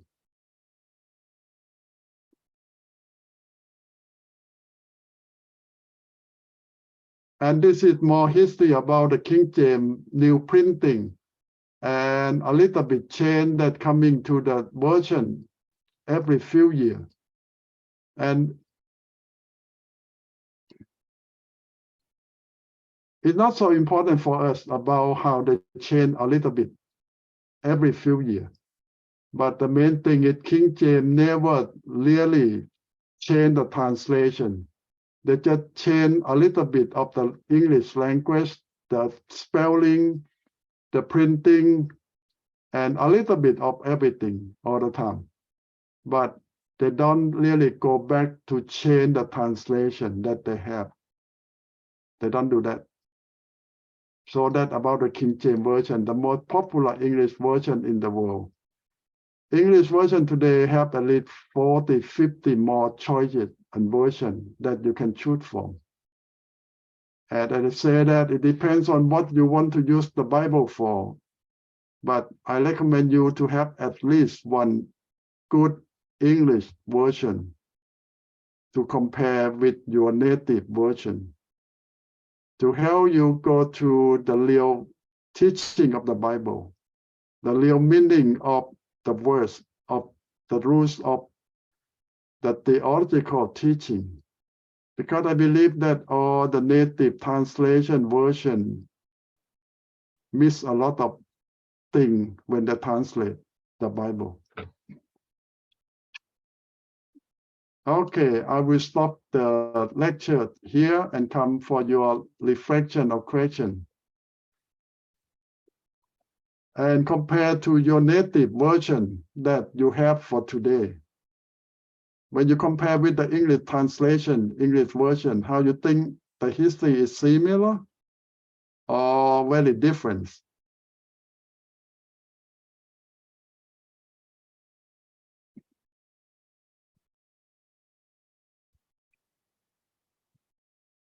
Yes, Nathan.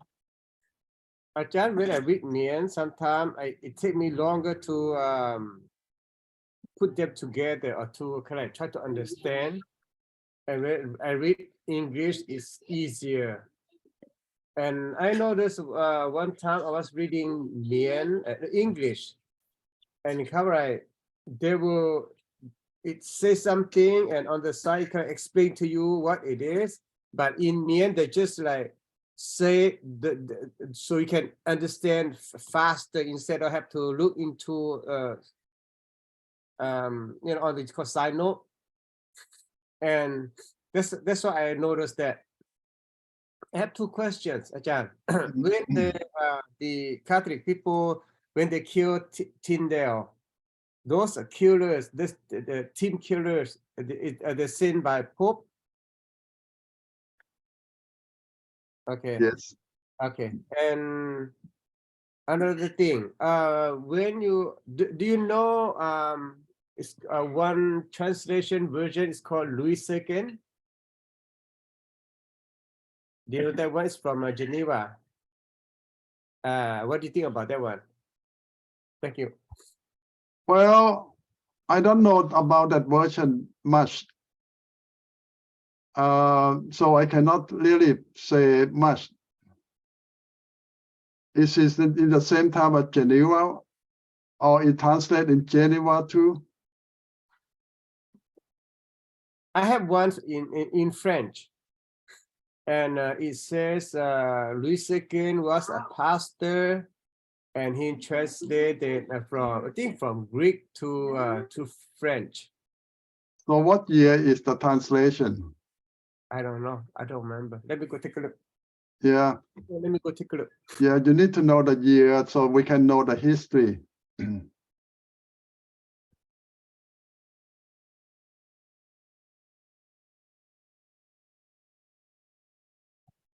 So it's good that Nathan know how to read the French version. The French might not have so many versions because French are mainly Roman Catholic. A small group of friends who became Protestant, and most of them were killed or burned down by the Roman Church. So the Protestant in France barely survive. They have to run away.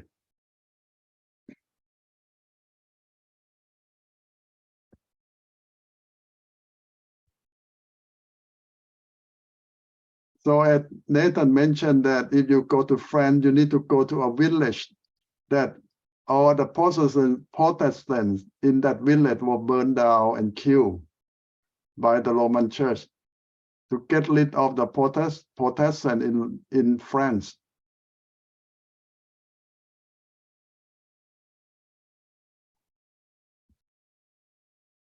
And when we talk about Protestant, this is the name that the Roman Catholic Church call us, the Protester.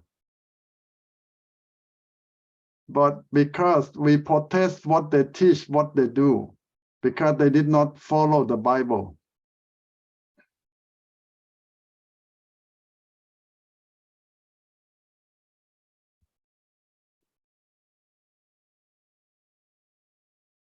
No, Ajahn, so I had the one verse in when they use in Thailand before I leave, they call it Christian, not Christian, right?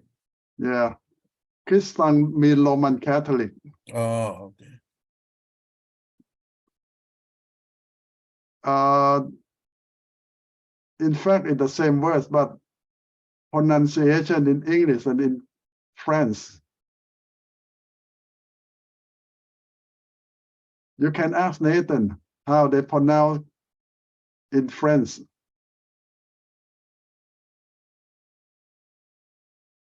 Wow, Nathan had to go to France to find out.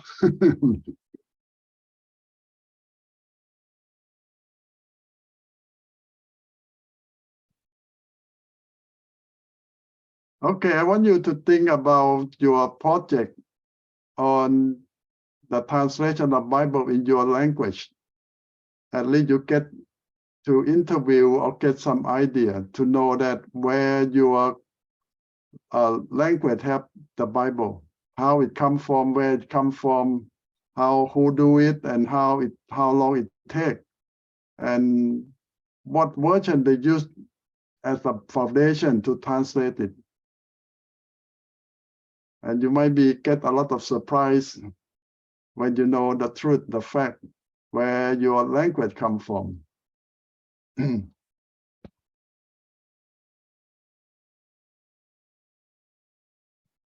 And why we need to know who do the translation, because who do the translation will based on their theology, what they believe to.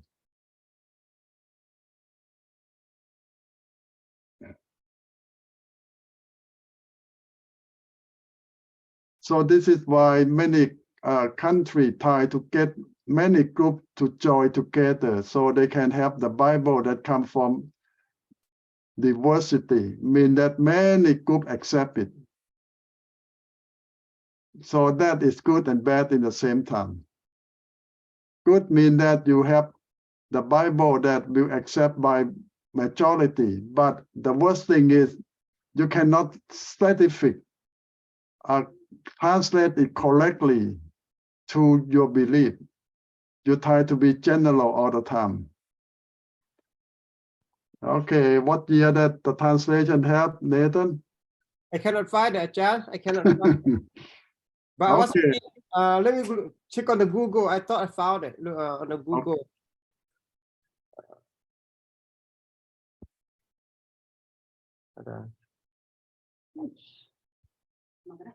It's about 1910. Oh, it's too modern, so it's not a very old version. The second French. No, not 1910. Is it? Did I say 1910?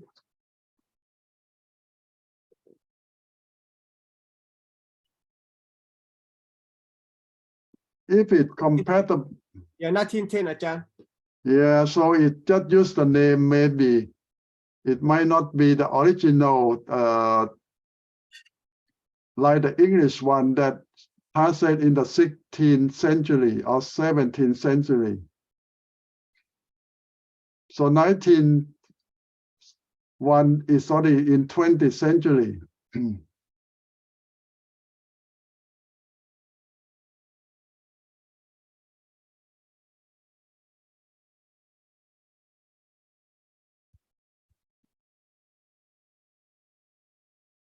Okay, more question or comment on the Bible translation?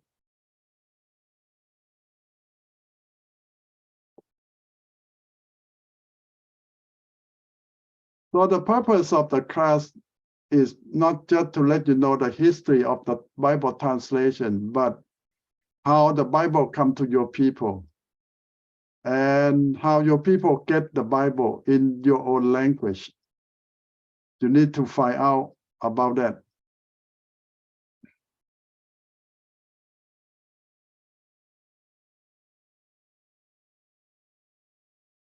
And the goal is for you to hope that you will take part in the future translation that make it better. It's not just you need to know more about the native language of the Bible, but also the theology of translation. It's not just the history, but theology get involved in our translation too. And one time, student asked me, what the difference between translation and interpretation? When you preach in Mien, and people come to do the interpretation into English, we use the interpretation, not translation. What's the difference between translation and interpretation? Is that translation is a word by word translate? Interpretation, that means you speak it and then I can repeat your word, but sometimes I can pause some or something. Yeah, translation is faithfully word by word, but interpretation is just get the message across in any form, any way. You're not faithfully to translate word by word. No, interpretation don't do that job.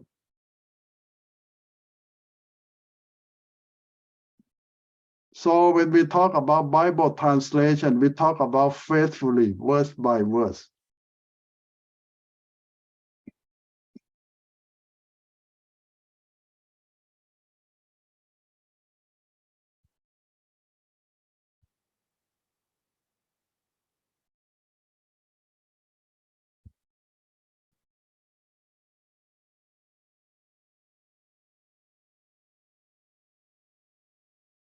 So now you see that Bible is the document, like all the legal document.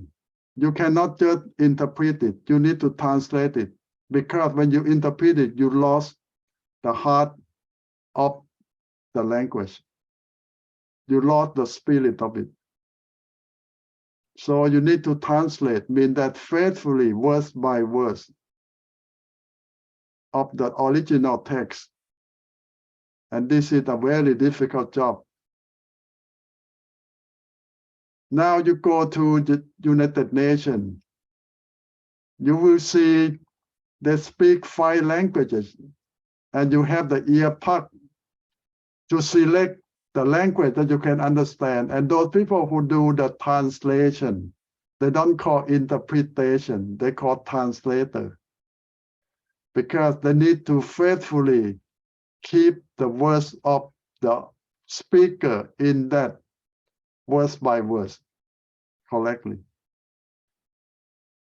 Because if not, you might make a mistake, change the intention of the speaker.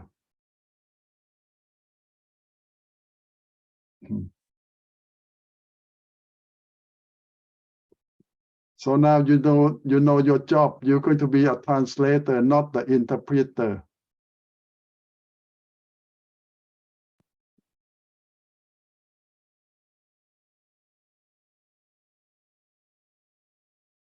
Now ask yourself that you are faithfully the translator or the interpreter for these many years.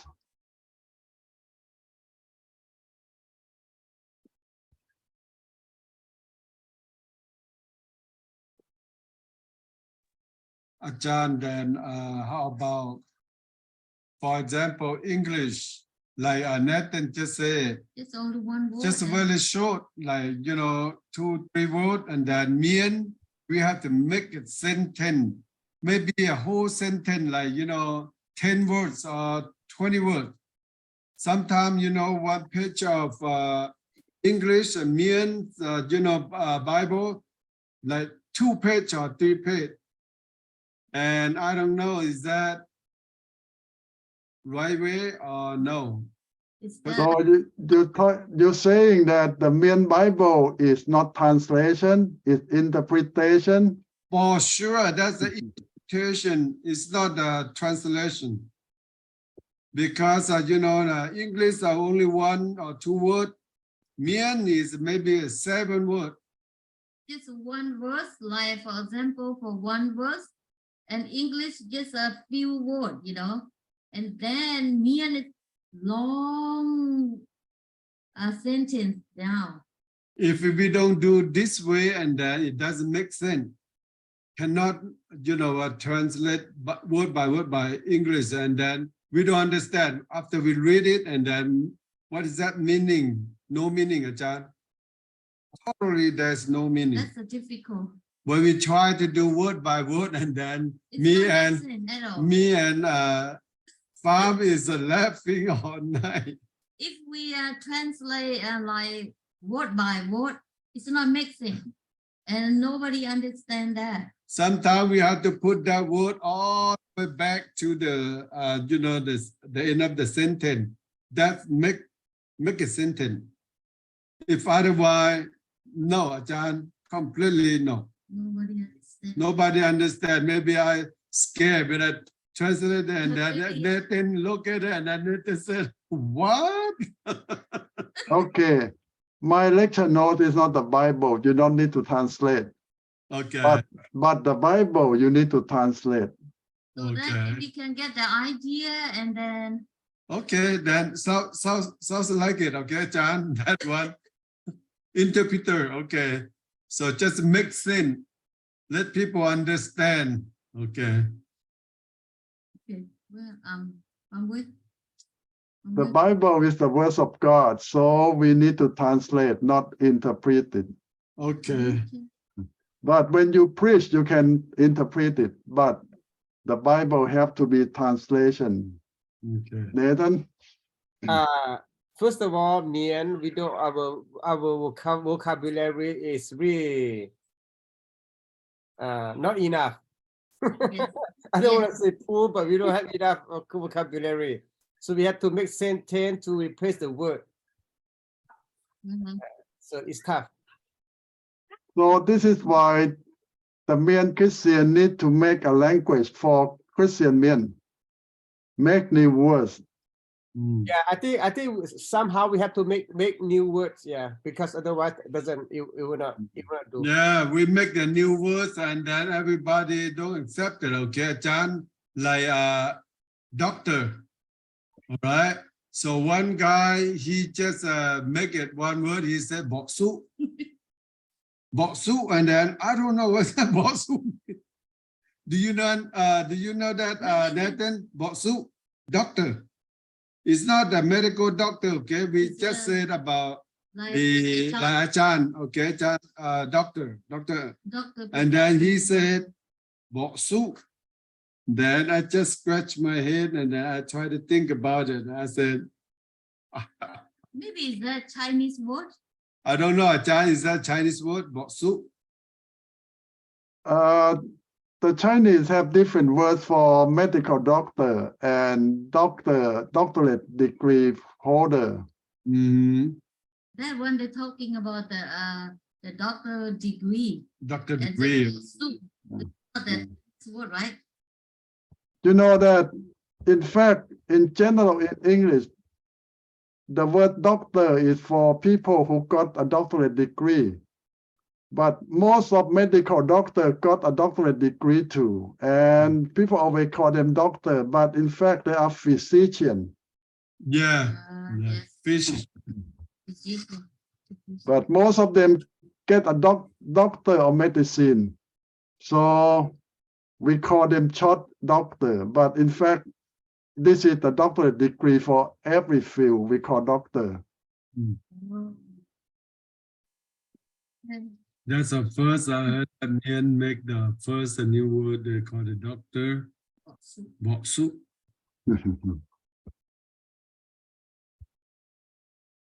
I don't know really much about Mian word. That's what I want to learn too. That's what I think he can make it, but you have to make it make sense too. Don't just like Boksu. That's like what's coming from, you know, Boksu. that's Well, why I was. Some Chinese call Paksu. Oh, wow. Understand now? Yeah. But this guy, he know a lot of Chinese word, okay? Yeah. He's an educated person. Achan know him too, I believe. Mm. He's Singapore in Portland. Maybe But he doesn't have a Paksu. no. Mhm.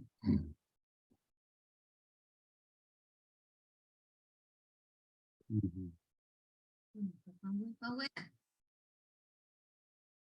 Son? Yes, I think language kind of confusing. Just for example, Lao and Thai, right? One of these, like one boy and one girl, they met each other, and then because the Lao and Thai they speak so kind of some word kind of really close each other. For example, like the Lao, they're asking for a Thai girl, the phone number. And then when the both they went home, and then they make a phone call. Why is that? Lao, I mean, Thai the call to Lao girl, say, hello. And then Thai girl, Lao girl say, hello,นี่ปากหมาเนาะ. And then Thai boy, they'll get mad. I'm the people, I'm not gonna ปากหมา, right? So ปากหมา, that's so opposite, right? Then hello, ปากหมาเนาะ. Then who should pick up? And then the Thai girl, no, Lao girl say ปากหมาเนาะ. And then Thai boy, they misunderstand ปากหมา ปากหมา kind of bad, right? That's I understand what you say, but your friend understand what he tried to explain between the Thai boy and the Lao girl, misunderstood one another. Well, you see the Lao girl say, speak up. But the language in Lao, but sound in Thai is so not polite. The Thai understand that you call me dog mouth.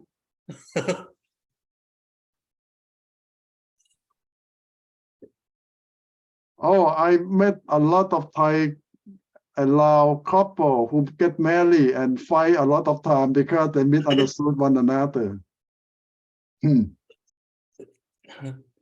That's why I fear to if I translate Bible, it might be more than that. So I will kind of really be careful about this thing from my language to other language. So the whole thing, you need to know both languages very well, not just the language. You need to know the culture. You need to know the people. You need to know the history. Without that, you will never do the good translation.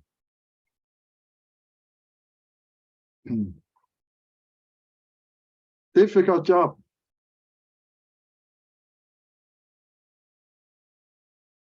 So I respect people who do the Bible translation. They take many years working very hard.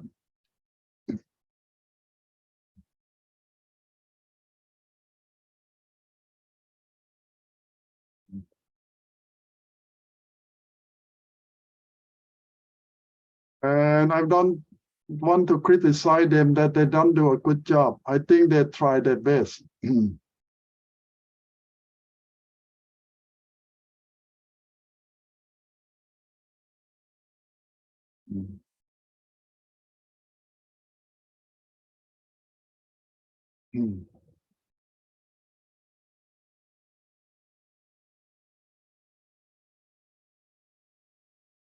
Any more question or comment?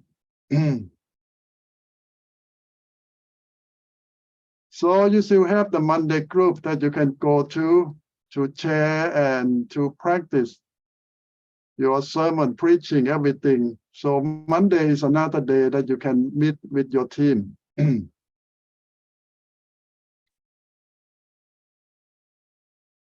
And the link is from Kong Sai, though. Yes. Monday, the link with Kong Sai. So we welcome anyone who want to join our Monday night group, which is practicing. Even though we're not perfect, but we're just practicing. I think Kong Sai, you need to post your link in the chat. Okay. So Yes. everyone can see. Okay. Maybe I should do that right now, so anybody Yeah. want to You chat? need to do it now so your friend can see it.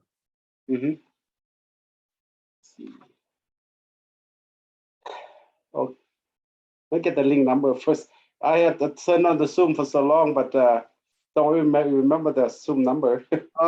Where you come from your laptop. Yes. You go to the verse under the bottom called Chat. reaction. Is it reaction? Okay. Yes.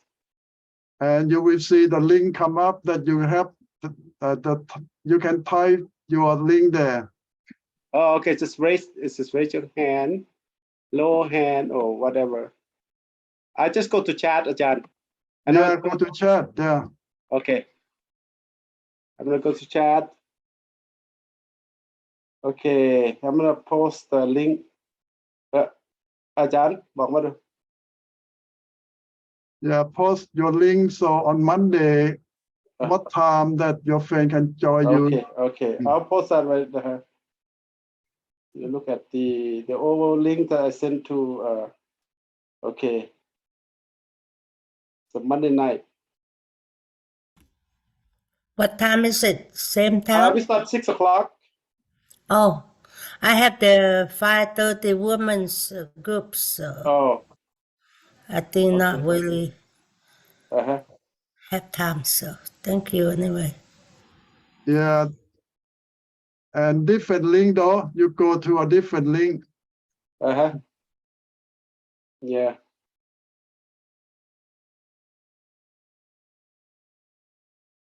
Thôi Ajahn. Yeah, I think Poon you already sent to us. Yes, I will. Huh? I'm look. Yeah. Ajahn Poon just post. Yeah, Ajahn Poon just posted. You see that? It's